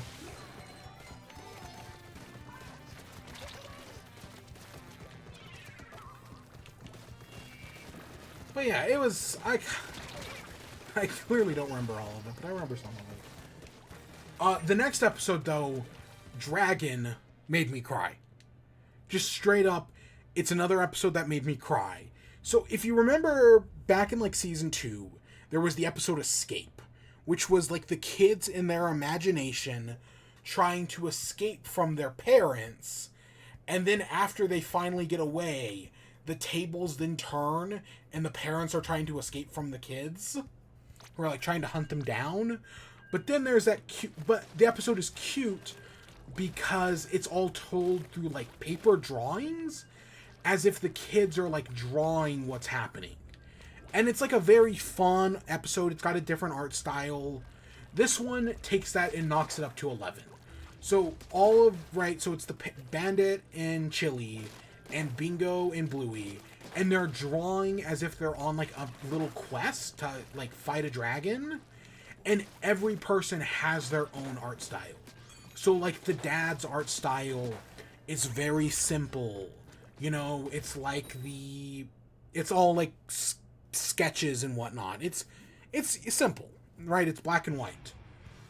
Bluey's art style is the art style from the previous episode, you know, the one I just mentioned. The mom has a more refined art style, like it's fancier, it looks nicer. And then Bingo's is basically just a simpler version of like Bluey's. Like it's more like cartoonish, it's less put together. And so so the four of them are all working together to fight a dragon, but Bluey's a little insecure because at one point she draws a dragon, but it looks like Bert the Bashful from Yoshi's Island 2, or from Yoshi's Island. And so she's kind of insecure about that her dragon doesn't really look like a dragon. But then, so they do that, and at first they're like, oh, well, Bluey's worried about her drawing skills. Meanwhile, the mom can draw really well. And so eventually the mom, because there was already an episode Perfect that was all about whether or not Bluey could draw. And now this one's taking it to the next level because the mom is, encouraging Bluey. But she talks about, like, oh, when your dad was little, he used to like drawing cars. But then people made fun of him for drawing cars, so now he no longer draws them. He never, he lost his ability to draw because he didn't do it. Meanwhile, Chili, her mom, she used to like drawing horses. So Chili, her mom encouraged her to get better and better at drawing horses. And now, she's a really good artist, and her horses look very nice. So that's exactly what she's trying to do with Bluey. Encourage her to write, oh, if she wants to draw dragons, it takes time and practice. But she's trying to encourage her. It reminds me of, there used to be the comic Zen Pencil, who, as far as I know, the website still exists. And they had one that was like, what does it mean to encourage an artist? Or it was like, what does it cost to encourage an artist? Or something like that. And it's like, encouraging an artist costs nothing, but discouraging them costs everything, or something like that. It's a it's a classic. Look up Zen Pencil. Always had some great animation or drawings of motivational quotes. Way back in the day. I wonder what that person's doing nowadays. The person who did Zen Pencil. Kind of curious, because I think they stopped updating back in like 2016. Maybe later than that, but it was something around then. I'm sure they moved on to other stuff. But no, it's, the episode, with her encouraging Bluey, and then eventually they do fight the dragon, and all's well that ends well. The dad draws a car, but then you get one moment of them like, oh, let's all get in the car and make our getaway, but, Chili's horse isn't gonna go with them. So she lets it go, and it turns into a Pegasus. But it's all very clearly a metaphor for her mom. Because, Chili's mom has passed away. And they're very obvious with it. And it's very heart-wrenching, and yes, it did make me cry. Straight up, that means both Chili's mom and dad have made me cry now. Because the episode with Chili's dad, where they go and visit him, that made me cry so hard. I've talked about that before. But so Dragon was a great episode. Absolutely loved it. The art style stuff was also good. The actual story was great. Everything about it was fantastic. Next up was Wild Girls. So this is the kids at school. One of the girls, Chloe or Coco, one of them wants to play Wild Girls, which is like them living out in the wild. Fucking Lord of the Flies without all the murders. And meanwhile, all the other kids are playing farmer. So I want to say Coco runs off. She doesn't want to play Wild Girls, because they always play Wild Girls. Instead, she wants to play farmers with the rest of them. And so eventually she sneaks off to play farmers, and Chloe gets all sad about it, and asks Calypso, like, can you make her stop playing farmers to play Wild Girls with me? And so Calypso eventually has to, like, encourage her, like, hey, games can change. You can play both games at the same time. So she instead she plays farmers with them, but plays as, like, a witch. So she's like the witch off in the woods, and the farmers have to appease the witch, or else she's going to, like, curse them. So it's very wholesome like that. And yeah, it's, you know, it's another solid episode with the kids. Next up was TV Shop. So in this one, it's after school, and Bandit's taking the kids to the Chemers, which is, you know, the pharmacy, because Australians. And at the Chemers, there's like TVs. You know how, like, when you walk into like a Walmart or something, they've got the TV that's recording you as you enter. But so this Chemers has a bunch of TVs, and the kids are like dancing on TV. But then they noted, because one of the kids was out sick with bumworms, and they say bumworms like 5 times in this episode, because, you know, they're dogs. And so, like, all the kids are going around, and they run into some of the other kids, the terriers, Winston, something like that. And Winston's dad is rizzing up the terrier's mom. Like, there's one point where they just cut to the camera of the two of them talking, and, like, right before he talks, he does, like, the mouth spray thing. Because there are, like, several things that, like, Winton's dad is divorced. Like, that's hinted at several times throughout the show. But that's a whole thing. And eventually, you know, Bingo and Bluey navigate all the cameras to eventually find Coco, who was right next to them the whole time. You know, it's another one of those little creative episodes that totally reminds me of something I did as a kid. You know, seeing yourself on, like, the little TV cameras. Is, you know, as a kid, that's kind of exciting to see yourself on TV. Right? It was exciting. It was exciting as a kid, and it was exciting when I did it in Entitled Goose Game. When you get yourself on the TV. So, the next episode, Slide, was they get a slip and slide. You know, one of those things. It's like one of those mats long mats that you pour water on. So Bandit gets Bingo and the one friend whose name I don't know, Bingo's one friend from Kindy, and they're just going on the slip and slide, but bugs keep crawling on it, and they don't want to kill any of the bugs. So they're eventually just trying to figure that out. Oh, we're talking about Bluey. You know, everybody's favorite show. So that's what's going on. Yeah, we're talking about Bluey. So yeah, they're going down the slip and slide, but they don't want to hit any of the bugs because they're little kids. So, and you know, they end up coming across a leaf bug and ants, and there's a little caterpillar. And then they end up, like, saving the caterpillar from getting run over by the dad. And then at the end, the caterpillar becomes a butterfly. And it ends on a very happy note for the episode. Like, yay! It's a butterfly! A butterfly! What is that clip from? Is that a Simpsons clip? It wasn't me, it was the butterfly. The butterfly. I think that's a Simpsons clip. Even though I associate it with Kirby. Because the butterfly is Satan in Kirby. Because Kirby's weird like that.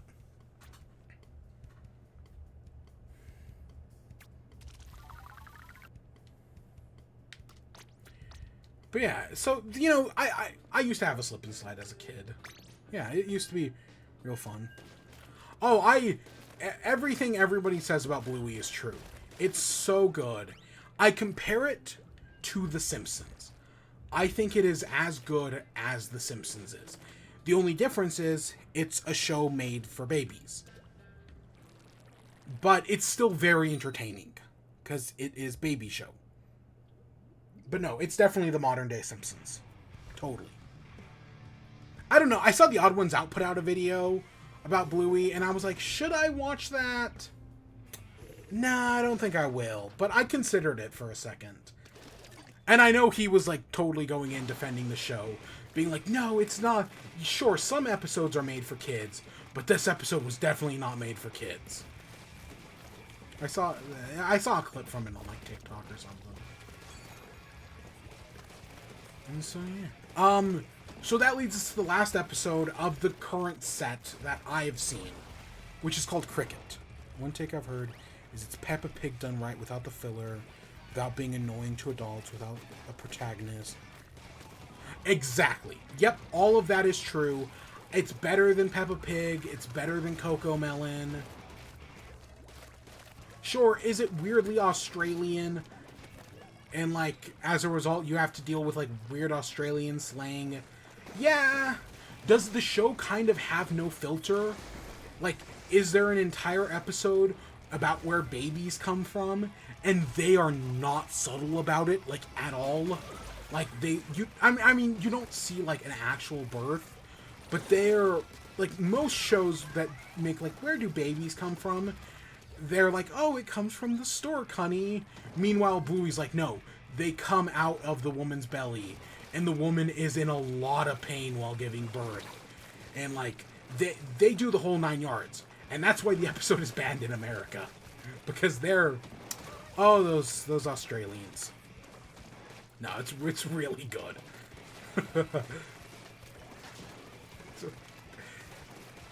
So the last episode of the season, or the last episode so far, I mean, I'm sure they're still releasing episodes right now, but this is the last one I've seen. And the one that got me interested in, you know, picking it up was cricket. So this entire episode is that all of the kids and the adults are at the park playing cricket. Now, I, as an American, know nothing about cricket.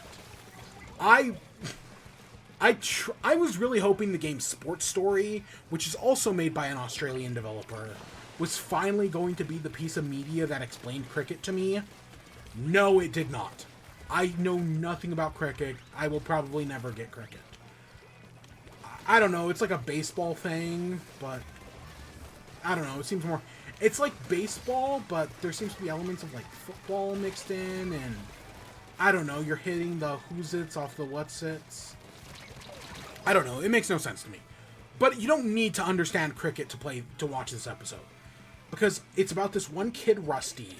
His dad's in the military, so, right, his dad's in the military, so it's just him, his older brother, and his little sister.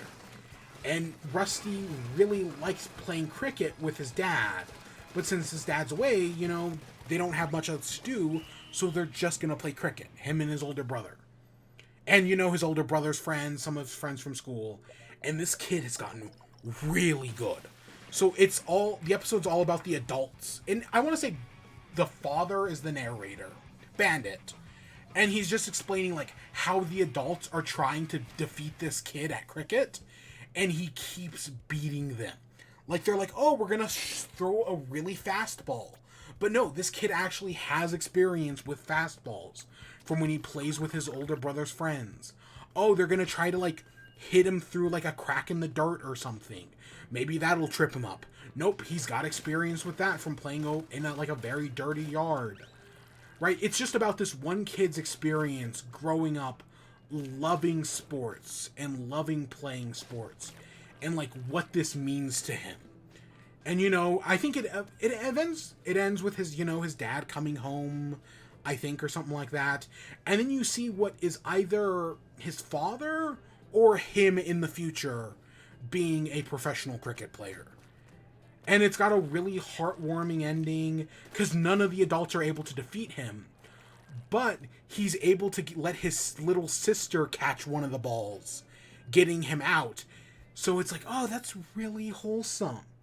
I don't know. I feel like even though this episode's about cricket, anyone from, like, a sports family, like, if you grew up in, like, a family that played a lot of baseball or a lot of football, you know, here in America, basketball, I'm sure there's somebody who can, like, you can just translate the ideas to the America very easily, even though they're talking about a sport that makes no sense.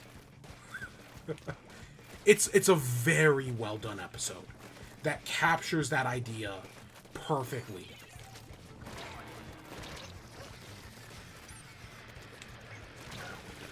We were just stuck in the water there. So yeah, it was a great episode. Great. I guess people in Australia, it's like making, like, because cricket's such a big thing over there, I guess, that it's making them like relive some of their, like, childhood, right? Like growing up wanting to play cricket. Even, like, there was a clip of, like, somebody at, like, a bar, like a sports bar playing it. And it getting all the people in the sports bar kind of choked up. Because, you know, it captures that feeling so well. So, yeah, I liked that episode. Of this batch, we got some good episodes, but we got two. Dragon and Cricket were great episodes. They captured that mentality so well. It truly is the best show. Maybe a baby show, but it just gets it. It gets it so well. And yeah, and I know they did announce that more episodes are coming to Disney Plus. Of course, none of the ones I just talked about, because, you know, I have to get Australian TV to watch any of these. But that's actually not. It's not actually that hard to find some of these. Literally, you can literally just find all of these episodes uploaded on TikTok. You know, in the same way you can find, like, Family Guy episodes and Modern Family. I've never seen Modern Family. I see some of those Modern Family clips, and I'm like, should I watch this show? I just think about that one Dan Harmon clip, the guy who created Rick and Morty, being mistaken for the guy who created Modern Family, and just being so pissed. Oh yeah, Twitter is actually in trouble right now for people pirating, like, because someone uploaded the entire Super Mario Brothers movie onto Twitter. So Twitter, and, like, that's just one example. So Twitter's actually in trouble right now for stuff like that. And, like, literally a lawsuit was filed against them, like, this week for it. And I'm sure it's not long until something like that happens for TikTok. I mean, to be fair, there are plenty of people trying to ban TikTok outright. So if that happens first. But, yeah. I don't know, it's doing Family Guy a lot of exposure. Like, I feel like we're kind of living in a Family Guy renaissance. It is crazy to see people creating their own Family Guy clips. Like, that was because of AI. People were creating their own Family Guy clips for a little bit. And I guess there's, like, this AI-generated SpongeBob thing happening right now. Kind of like that AI Seinfeld that was happening a few weeks ago before it got banned for Nazi shit. And it's just really weird. It's just really weird, but people are doing that right now. So, what you gonna do? Alright, before we continue on, the one other thing I did this week. Before we get to the Flash, because I want to talk about the Flash tonight. Well, let's hit a slot machine real quick.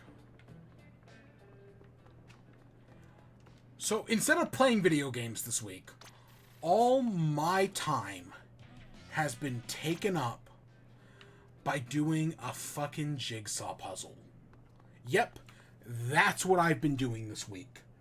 So, there's a company called the Magic Puzzle Company. I originally heard about them from the guy who created Cards Against Humanity. He was the one who was originally promoting it. This was years ago now. This was back in, like, 2019, 2020. And I was like, oh, that's really interesting. And, like, supposedly they were, like, they looked really interesting. And I'm not a jigsaw puzzle guy. But I was like, oh, I'll give these 3 puzzles a chance. Sure, why not? So I picked them up, and they came in Kickstarter sometime during the pandemic, right? Or, like, sometime in, like, July of the pandemic. And then it took me a while to finally get, maybe in, like, November. Because I talked about this on stream before. Back in, like, 2020. Because I did one of these puzzles. And it was actually really cool. So now, I did another one.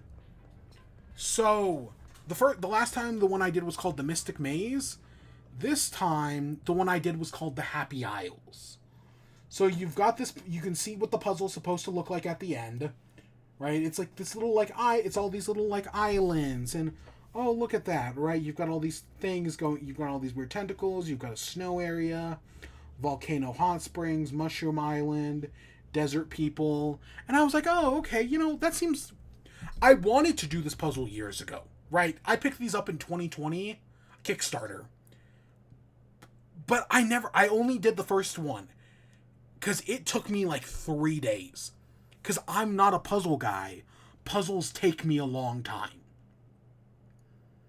So I was like really worried, like, oh my god. But so I didn't do one for like 3 years. But this week I was like, no, I finally need to sit down and do another one of these. So that's what I did. So this was day 1. I sat down and I did the puzzle. So I started off in this top corner doing the snow area. Then I did this volcano area. Then I did the city area. Started this forest area. I want to say this was the cat island. There's like a cat island over here. That was the cat island. This was the desert area. But this was day 1. And I was like, okay, day 1, you know. I haven't done a puzzle in a while. For my first day, this was good progress. For someone who hasn't done a puzzle in 3 years. This was the next day. I did it. Yeah, I literally, for like 12 hours, all I did was work on this puzzle. And this was over 2 days. Over 2 days, so basically 6 hours a day. I got off work, immediately started working on this puzzle, worked on it for 6 hours, and then I went to bed. And then I did the same thing the next day. But the next day, I actually finished it. So this is what the final thing looked like. It's very nice. You know, these are some of the best puzzles I've ever... I'm not really a puzzle guy. But if I were to recommend people a puzzle, I would recommend these. These are actually pretty neat. They're very well designed. The artwork they do, it's all custom artwork. Like, they're not, like, just downloading a stock image. One of the things I do really like is that, like, they have, like, little individual pieces. So it's like, hey, guess what? On this piece, you're just going to find these penguins. Right? Like, oh, on these pieces, you're just going to see penguins.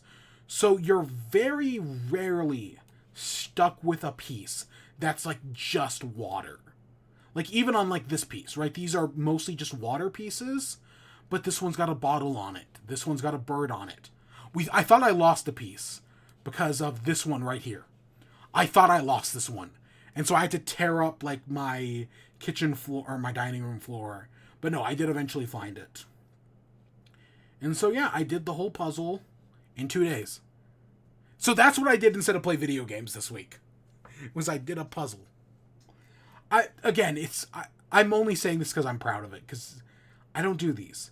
And then, because it's the Magic Puzzle Company, they do something special, but I'm not actually going to say what it is.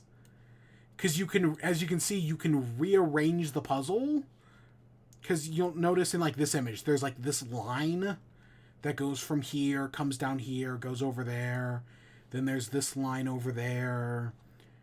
So you can rearrange the puzzle, and there's something special that you can put in the center here, but I'm not actually going to show what that is. I'm going to keep my secrets. It's nothing like mind-blowing or anything. The first time I did one of these, I was blown away. I was like, oh my gosh, wait, what? It was, like, really cool. This time, it's a little bit less, like, mind-blowing, but it's still really neat. I do like that. I do hope, because I know there are more puzzles. I know there are more of these puzzles. But, I part of me hopes they have, like, different magic effects other than just this 2 rearranging pieces. But they are really neat puzzles. But this one was called the Happy Isles. And yeah, I liked it. I still like the Mystic Maze. The other one I did, way more. I thought the Mystic Maze was a really cool one. But no, I know there are more of these. But that was what I did this week. That was, like, my little personal thing of, like, yeah, I'm going to do a puzzle. And I still have more of them. I want to say the third one is called... It's the Sunny something. I don't know. Give me a second. It's called the Sunny City. I have it over there on my board game. I put these with my board games because why not? So yeah, I have a third one, and of course there's the new ones, because I'm pretty sure there are new ones, because I got these like 3 years ago. It'd kind of be wild if they didn't make new ones. But I hope the new ones, right, they have like a different effect than just these lines. I don't know what else you could do, but I would hope there would be something different. But yeah, that was what I did this week. So yeah, I had fun with puzzles, which you know, it was something fun. I do recommend them. They are 1,000-piece puzzles, though. Of course, as the first one I did, the Mystic Maze, I realized my mistake.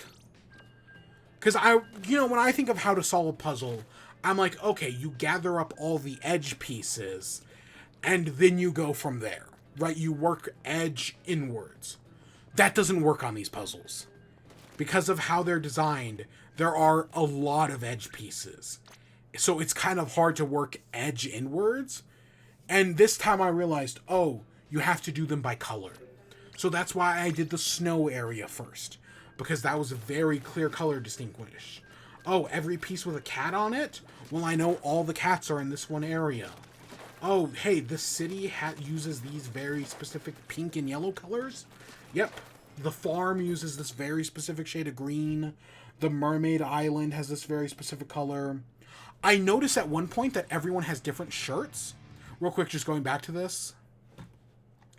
You'll notice how, like, these people have, like, swirly shirts. These people have wave shirts. These people have fish shirts. Yeah, everybody has a different shirt color. And that was something I noticed, like, probably, like, 3 hours in.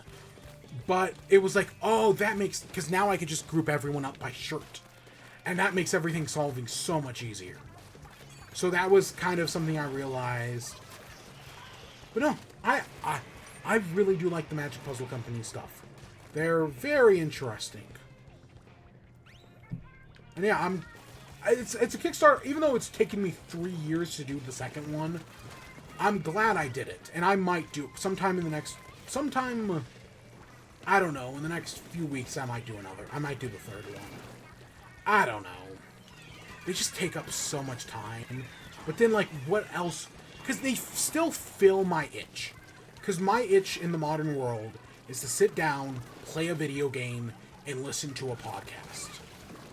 Right? When I'm working on getting S rank in Splatoon, I'm sitting down, listening to a podcast, and playing video game.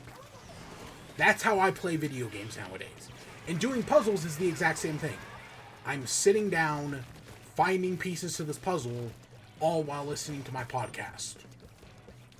Or listening to the soundtrack of... What soundtrack was I listening to? I listened to some musical soundtrack at some point. I have forgotten which one it was. It definitely wasn't Hamilton. But I don't remember.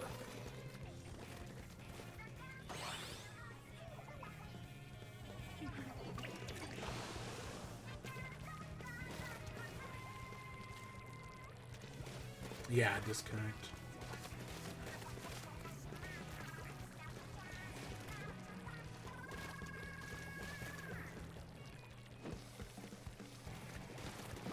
Man. So, I guess the last thing I have to talk about tonight is The Flash. So, I went and saw the Ezra Miller Flash movie. Yes. I might as well just start off. Ezra Miller is a terrible person. He's done all sorts of horrible things, like, threatening people at gunpoint, beating up women. What was he accused of pedophilia? Maybe? The fact that I'm not 100% sure is not a good sign. But, yeah, Ezra Miller Flash movie. So, I took my mother to it, because she's a huge Batman fan. And, Michael Keaton is Batman in this movie, and she loves the Michael Keaton movies. So, yeah. And, thoughts on the movie? It was fine. It's kind of like... I feel like there hasn't been besides for the Ezra Miller stuff, which is just awful. I feel like there hasn't been an insane amount of drama around this movie. Like, fan base-wise. Because I remember, like, when Ghostbusters 2016 happened. There was all this drama around Ghostbusters. And then the movie came out, and it was fine. Like, it wasn't good, but it wasn't bad either. It was fine. And that's kind of how I feel about this. Like, for DC risking their entire future of their cinematic universe on this movie, saying it's one of the best movies ever. It's definitely not that. They definitely shouldn't have risked their entire future on this movie. I don't know if they should have canceled Batgirl for this movie. Batgirl's going to be one of those enigmas where people are always going to assume it's good, because Warner Brothers said it was bad. And if they're saying that was bad, but this was good, that either means that Batgirl was really bad, or it was actually really good. Either thing is possible. But to, risk Warner Brothers' entire future on this one movie that might be failing at the box office, I don't think it was worth it. Saying that, hey, guess what? If the movie does well, we're going to bring Ezra Miller back, which they totally shouldn't do. I mean, I kind of get why they would want Ezra Miller back, as they do a good job in this movie. Like, acting-wise, they are decent at playing Wally West. Or not Wally West, Barry Allen. Especially across the two time periods. Because you have, like, a slightly older, like, I don't know, like 24-year-old Wally West. That might be too old, honestly. He might only... maybe 24. And then you have 18-year-old Wally West. And I think Ezra Miller does a good job at playing both of them. But to, just to be like, oh yeah, we're gonna bring them back if the movie does well, because yeah, we're gonna decide the whole cinematic universe on it. I don't think it's a good idea. Just fucking bring someone in as Wally West, right? Just say, hey, Barry Allen's off being Barry Allen, but here's Wally West. Cast a ginger, an actual ginger. Don't do the comic book thing of casting. For once. Don't do the comic book thing that DC has done a lot. And cast a black person instead of a ginger. I'm fine with it in most other cases. And I'm fine with it for Wallace West. But no, I want an actual ginger Wally West. Because that is something that got pointed out. Like, DC, that whole thing about, like, all the redheads being replaced by black people. DC has done it more than any other company. And again, a lot of times I'm fine with it. Get the best actor, and sometimes they do. But it's just it's a trend people have noticed. We're never gonna get a good Wally West. I mean, they fucked him over in the comics. DC Comics. Admittedly, I'm not as mad at DC Comics as I am Marvel Comics, because the whole Death of Kamala Khan thing right now. They're both awful. They're both awful companies that are doing awful things constantly. You can never win. But yeah, I felt like Ezra Miller, they did a fine job. Michael Keaton was good, he's a good Batman. Whoever they have playing Supergirl also does a pretty decent job as Supergirl. Yeah, I thought it was fine. The story, it's definitely... I saw someone call it a multiverse movie. It's not a multiverse movie. This is an alternate timeline. Like, they go to one... You know how people were disappointed with Doctor Strange for only going to one other universe? Yeah, that's kind of how this... It's only one other universe. But this isn't a multiverse movie, so it's fine with them only going to one universe. Because they were never going to go to another. Yes, they do take elements from the Flash comic, or from Flashpoint the comic, which I have read. Not everything, mind you. Not everything is from Flashpoint. Like, instead of... So, part of the DC, Zack Snyder's DC universe, is that Batman is like this old, grizzled man who has been through hell, and it's kind of broken it, right? He's seen Jason Todd die. He's seen the people he loves die. He's done horrible things in order to justify his actions. Right? He's this... Ben Affleck's Batman is this old, grizzled, and jaded Batman. Michael Keaton's Batman in this movie is going for the opposite. Right? Whereas Ben Affleck grew old and jaded and cynical after years of crime fighting. Michael Keaton's Batman in this movie is like the same setup, but he never became jaded like that. Instead, Michael Keaton's Batman in this is like in Batman Beyond, where Bruce Wayne uses a gun one time and is like, no, I've gone too far. It's time for me to retire. That's how I feel about Michael Keaton in this. He used a gun once, and at that point, he could have either become Ben Affleck or could have become him in this movie. And he instead became him in this movie, where he's old Batman living alone in Wayne Manor, no Alfred, just eating spaghetti, you know, made by himself in his kitchen, in fucking sweats and sandals, long hair, a beard. Yeah, I don't know. There's this whole positive aspect to this Batman that is probably just me reading into things a little too much, but I don't mind it.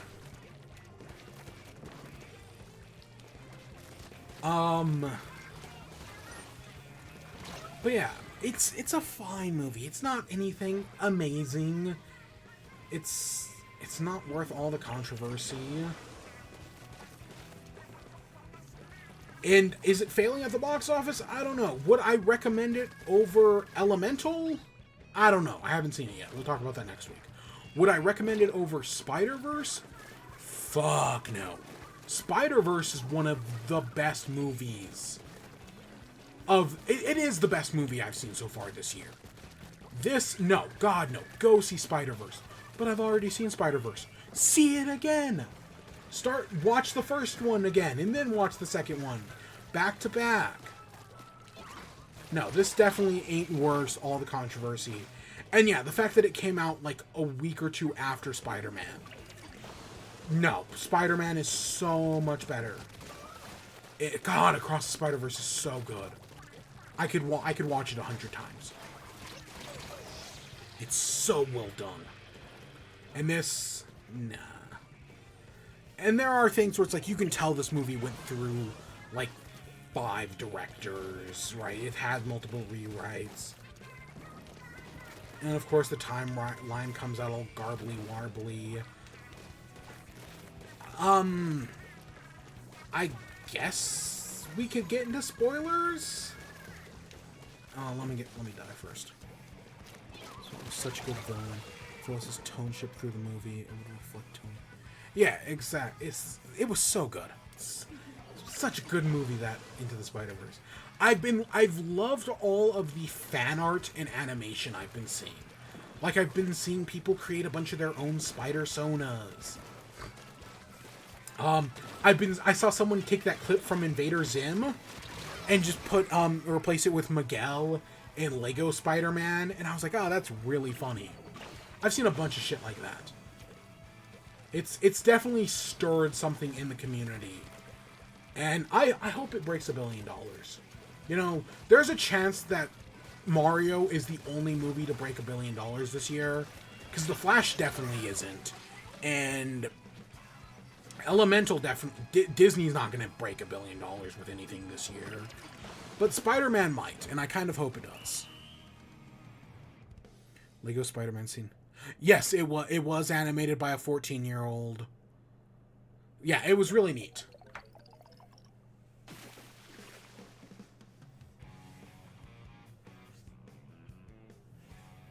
Hey, there's a Spider-Man. Kicked our ass. Alright, so I'm going to talk about spoilers for Flash. So, if you really care... Well, there's the spoiler logo. If not, stick around. I don't have too much to talk about. I guess I'll use this as a buffer clip.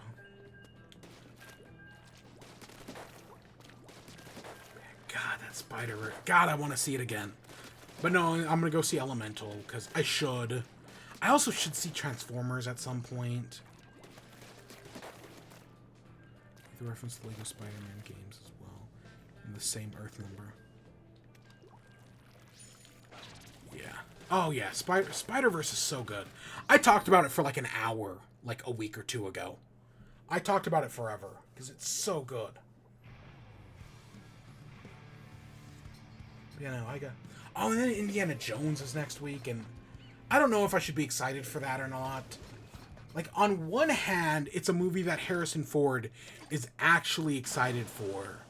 But on the other hand, it's a 5th Indiana Jones movie. And we were pushing our luck with 3.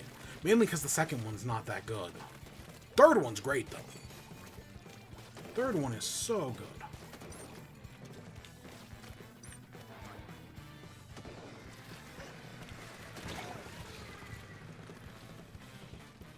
Alright, so spoilers for The Flash. So, the villain. A lot of people were wondering, hey, because based on the trailers, it looked like the villain for this movie was General Zod. And that's kind of true, but also not true, because Zod's motivation... So, in the original Flashpoint comic, the whole idea was Flash went back in time to save his mom from, being killed. And that's exactly what's happening here. He's going back in time to save his mom. But, whereas in the original Flashpoint comic, his mom was killed by Eobard Thawne, the Reverse Flash, in this movie, his mom is maybe killed by Eobard Thawne, maybe by somebody else completely randomly. It makes no sense. I'm not watching the Indiana Jones, but from what I've heard, the 4th was bad, and it might be pushing their luck with number 5. But that's just about the only take I've heard, because I've not Googled anything in the movies. Look at background knowledge in the series. The first Indiana Jones is good, the 3rd one is good, the 2nd and 4th ones suck. It's a reverse Star Trek.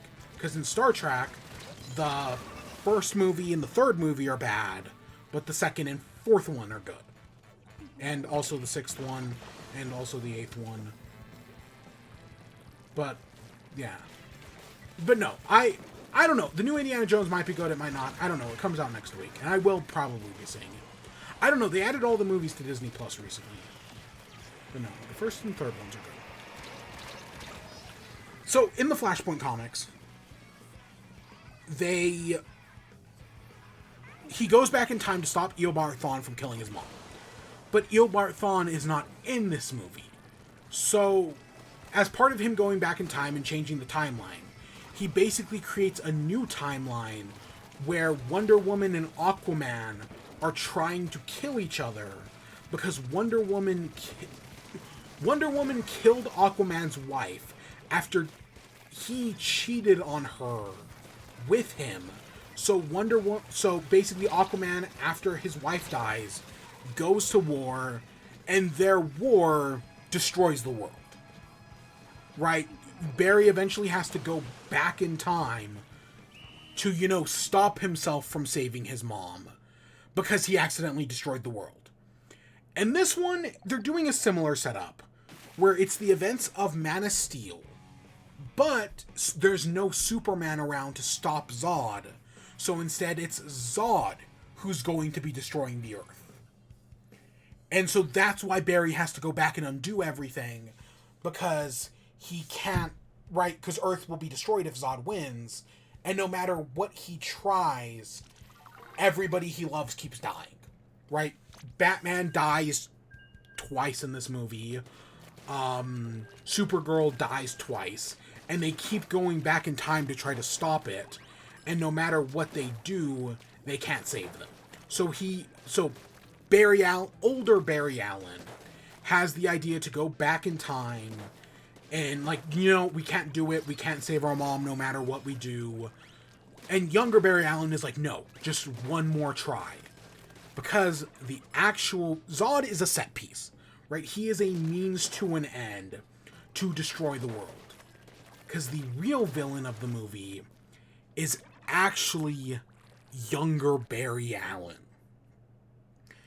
Because with all these, as it turns out, younger Barry Allen eventually gets stuck in a time loop for 50 years and becomes an old man because no matter what he does, he's unable to save Supergirl and Batman.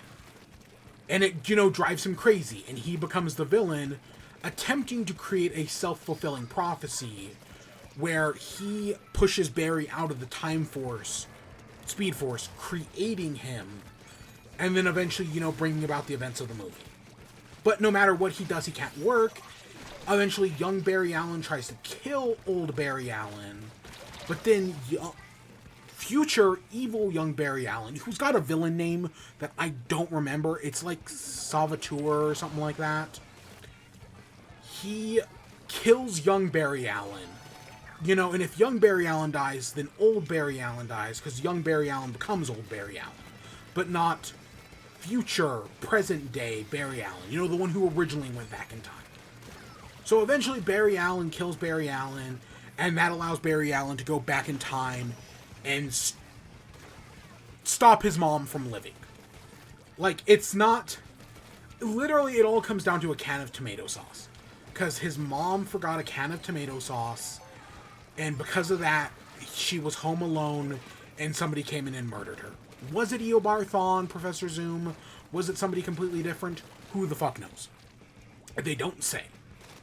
But no matter what, so this time, right, he changes the past. He gets one final moment with his mom. Interesting, because in the original Flashpoint comic, he actually walks away with all of his memories of his mom. Right, and Batman even says, like, that's lucky. Because one of the things they do cut out, because in the original Flashpoint, it's not two versions of Batman, but instead it's Batman Bruce Wayne and Batman Thomas Wayne, his father. And the original Flashpoint actually ends on a very good note of Bruce getting a message from his father from the alternate timeline, where his father says he's proud of him, and it's, like, really well done. And this, we lose that element. But also, in return, Barry Allen loses any memory of this alternate timeline, which is probably for the best. During all of this shit that's going down with, like, hey, guess what, evil Barry Allen and everything, it's destroying the multiverse and causing a bunch of incursions. And during all of these incursions, we see other versions of Batman and Superman. And also the Flash. We see Jay Garrett's Flash. We see the Adam West Batman. We see Christopher Reeve's Superman. We see... there's another... Do they reference the anime Batman? I don't know. They reference another weird Batman like that. They reference like a black and white Superman. And the one that most people are... besides for the Christopher Reeves one. The one that I've seen people talking about the most. They reference Nicolas Cage playing Superman. So you get this whole scene of you see this like Superman, and he's fighting this giant spider. And then after this like fight with this giant spider, he eventually turns, and in the worst CGI you have ever seen, it's Nicolas Cage. Now this is a reference to the fact that in the 90s, Kevin Smith was writing a movie for Tim Burton to be right, there was a Tim Burton Superman movie written by Kevin Smith starring Nicolas Cage. And if you look it up on YouTube, you can find a video of Kevin Smith talking about this. It's actually really funny. Like, it's one of the few because, you know, I'm not a Gen Xer, I don't give a shit about Kevin Smith. But it's one of the few Kevin Smith videos I do like. And he talks about this movie called Superman Lives. And in it, the guy who was producing the movie is like, I have 3 requests for this movie. 1, he can't wear the Superman outfit. 2, he can't fly. And 3, he's got to fight a giant spider. So seeing Nicolas Cage Superman fighting a giant spider, I was like, okay, that's a deep cut. I like that. You know, you're not just... Because, like, Teen Titans Go to the Movies had Nicolas Cage play Superman in that movie. And it's kind of like when Billy D. Williams played Two-Face in the Lego Batman movie. It was like, oh, that's a neat reference. So, yeah, seeing actual Nicolas Cage and terrible... Like, the Dead by Daylight Nicolas Cage trailer from Summer Games Fest looks better. And I've seen people just shitting on this movie CGI, saying it's the worst CGI ever. Maybe that's true, but I will say, I don't give a shit. I'll be honest, I'm one of those people where bad CGI doesn't take me out of the movie. And some of it I do, conceptually, I find interesting. the whole way they depict time travel in this movie as like a coliseum with like rings going up and down, and like as you run into the past, the rings like come closer. It's a very interesting depiction of time travel. And yeah, does it look great? No. But I think it's interesting. Like, visually, the CGI is awful. But it doesn't ruin them. Like, I'm not, like, bad CGI doesn't ruin a movie for me. Whereas some people give way too much a shit about CGI. I don't care. I don't care. But that's just a personal thing. Like, that's a me thing. So I know some people would be offended by it, but no. It's bad, but whatever. We are in the age of the rush job. Everything's going to have bad CGI. There's nothing you can do about it. So, I know we always say, like, oh, we can expect more from studios. Yeah, but at what cost? Do they start abusing their employees? I mean, they already abuse their employees, and this is the CGI that we get. Do we want them to keep abusing their employees, so that way, you know, they never get to go see their families? They never get to visit their loved ones? No. I don't know. I just don't give a shit about bad CGI, you know? It doesn't bother me. What can I say?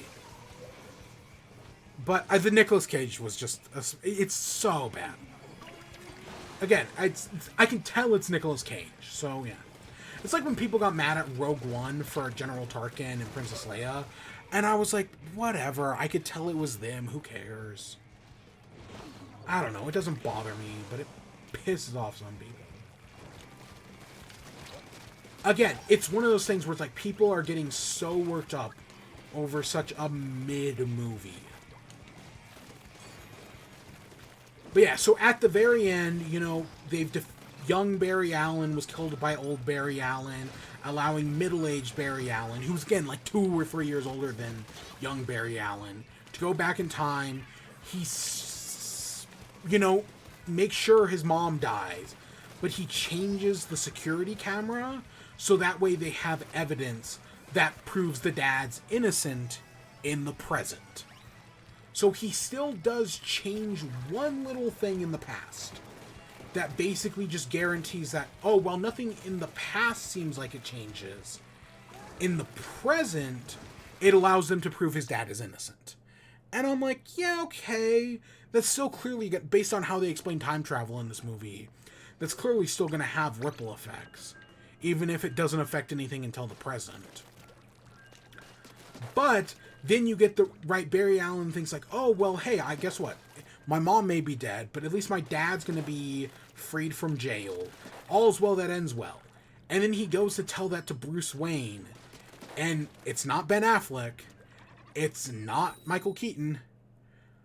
He's created a third timeline where this time Batman is played by George Clooney. Yep, they worked in a third Batman. The only one they didn't put in here was Val Kilmer, because Adam West is also here. So yeah, that's how they did that. And that's where the movie ends, with the reveal that, hey, guess what? Val Kilmer, or George Clooney is Batman in this new reality. And movie end. And then there's a post-credit scene that's like, hey, even though this Earth is new, some things are the same. Aquaman's basically the same. He's a drunk. And because guess what? There's an Aquaman movie coming out at the end of the year that literally nobody gives a shit about. And that's the whole Amber Heard thing, because she plays Mara in that movie. And it's gonna... I kind of wish they had just fucking recasted her, because Mara is so important to Aquaman, especially in that first movie. Like, yeah, Amber Heard aside. Again, it's like the whole Ezra Miller thing. Amber Heard aside, she does a good job in the first movie. And Ezra Miller does a good job in this movie. What can I say? Should they bring him back for another one? God, no. Should they bring Amber Heard back? Probably not. But I think they did. They should have just recast him. Because unlike, like, you'd have to redo this entire movie to get rid of Ezra Miller. Whereas I doubt you'd have to redo all of Aquaman to get rid of. Especially because all the allegations came out before I think they'd even started shooting the movie. There's no way that new Aquaman's going to be good. Just straight up, I don't think there's a possibility where that new Aquaman is good.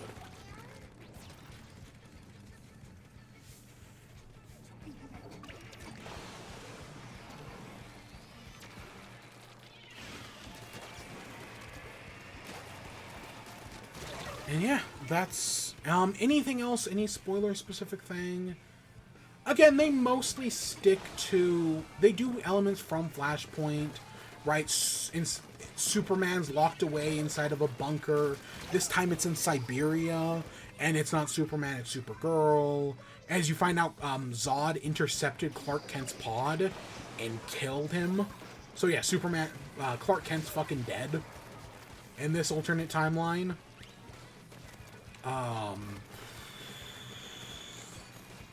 Michael Keaton does a good job as Batman. Michael Keaton's been on a right ever since he came back with like Birdman and then Spider-Man and whatnot. He's just been on a roll. And yeah, he does good in this one. You know, he slips right back into classic Batman.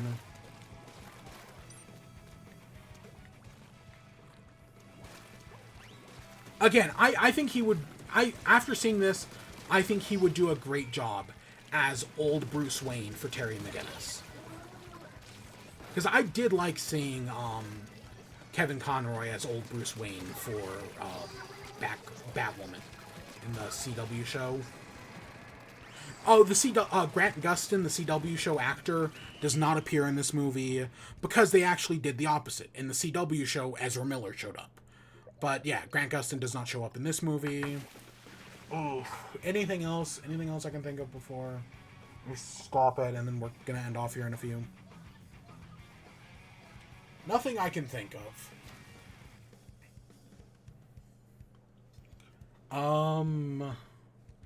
Any other big spoilery things? Again, I thought it was fine. It's not, it's definitely not, it's far from the worst DC movie I've ever seen. And it's definitely not the best. Because, yeah, the Zack Snyder Justice League is better than this. You know, the 4-hour-long one. Of course, James Gunn's Suicide Squad is better than this. I seem to be in the minority on liking Birds of Prey. I guess a lot of people don't, but I really do. I thought Birds of Prey was really good. And then, of course, I like the original Wonder Woman movie. So, yeah, I'd say those are all better than this. But of course, I liked this better than Suicide Squad, you know, the David Ayer movie. I liked this better than Wonder Woman 1984. I probably like this better than Man of Steel. Because I do not like Man of Steel. Maybe it's on par with Batman v Superman. No, it might be better than Batman v... I don't know. Batman v Superman is good conceptually, awful in execution. So I always convince myself it's better than it actually is. Anything else?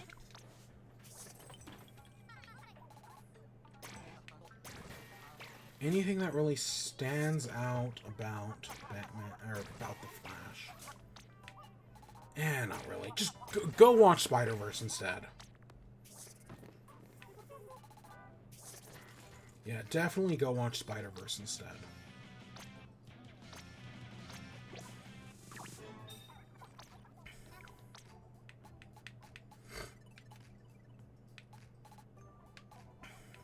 Oh my gosh, it was all clogged up all of a sudden. I'm gonna buy that. Yeah, so I guess that's all I got to say about Flash. So, what's coming up in the next week for streaming?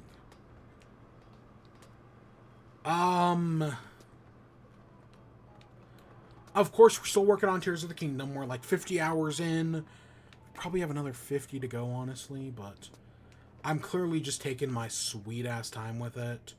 We just have to beat it before July, which I think gives us, like, 2 weeks. And then July is Pikmin. We're going to hopefully play all 4 Pikmin games. I mean, Pikmin 4 is probably going to take us into August. But I'm going to aim to do all 4 Pikmin games. And then that takes us to, yeah. And then in, what, September it's Starfield? Oh, God. I don't want to stream Starfield. I mean, it'd be smart content-wise, but I don't want to. I don't know, I'm mostly a Nintendo streamer. And then every once in a while I play something weird. Oh, we gotta do the Stanley Parable at some point.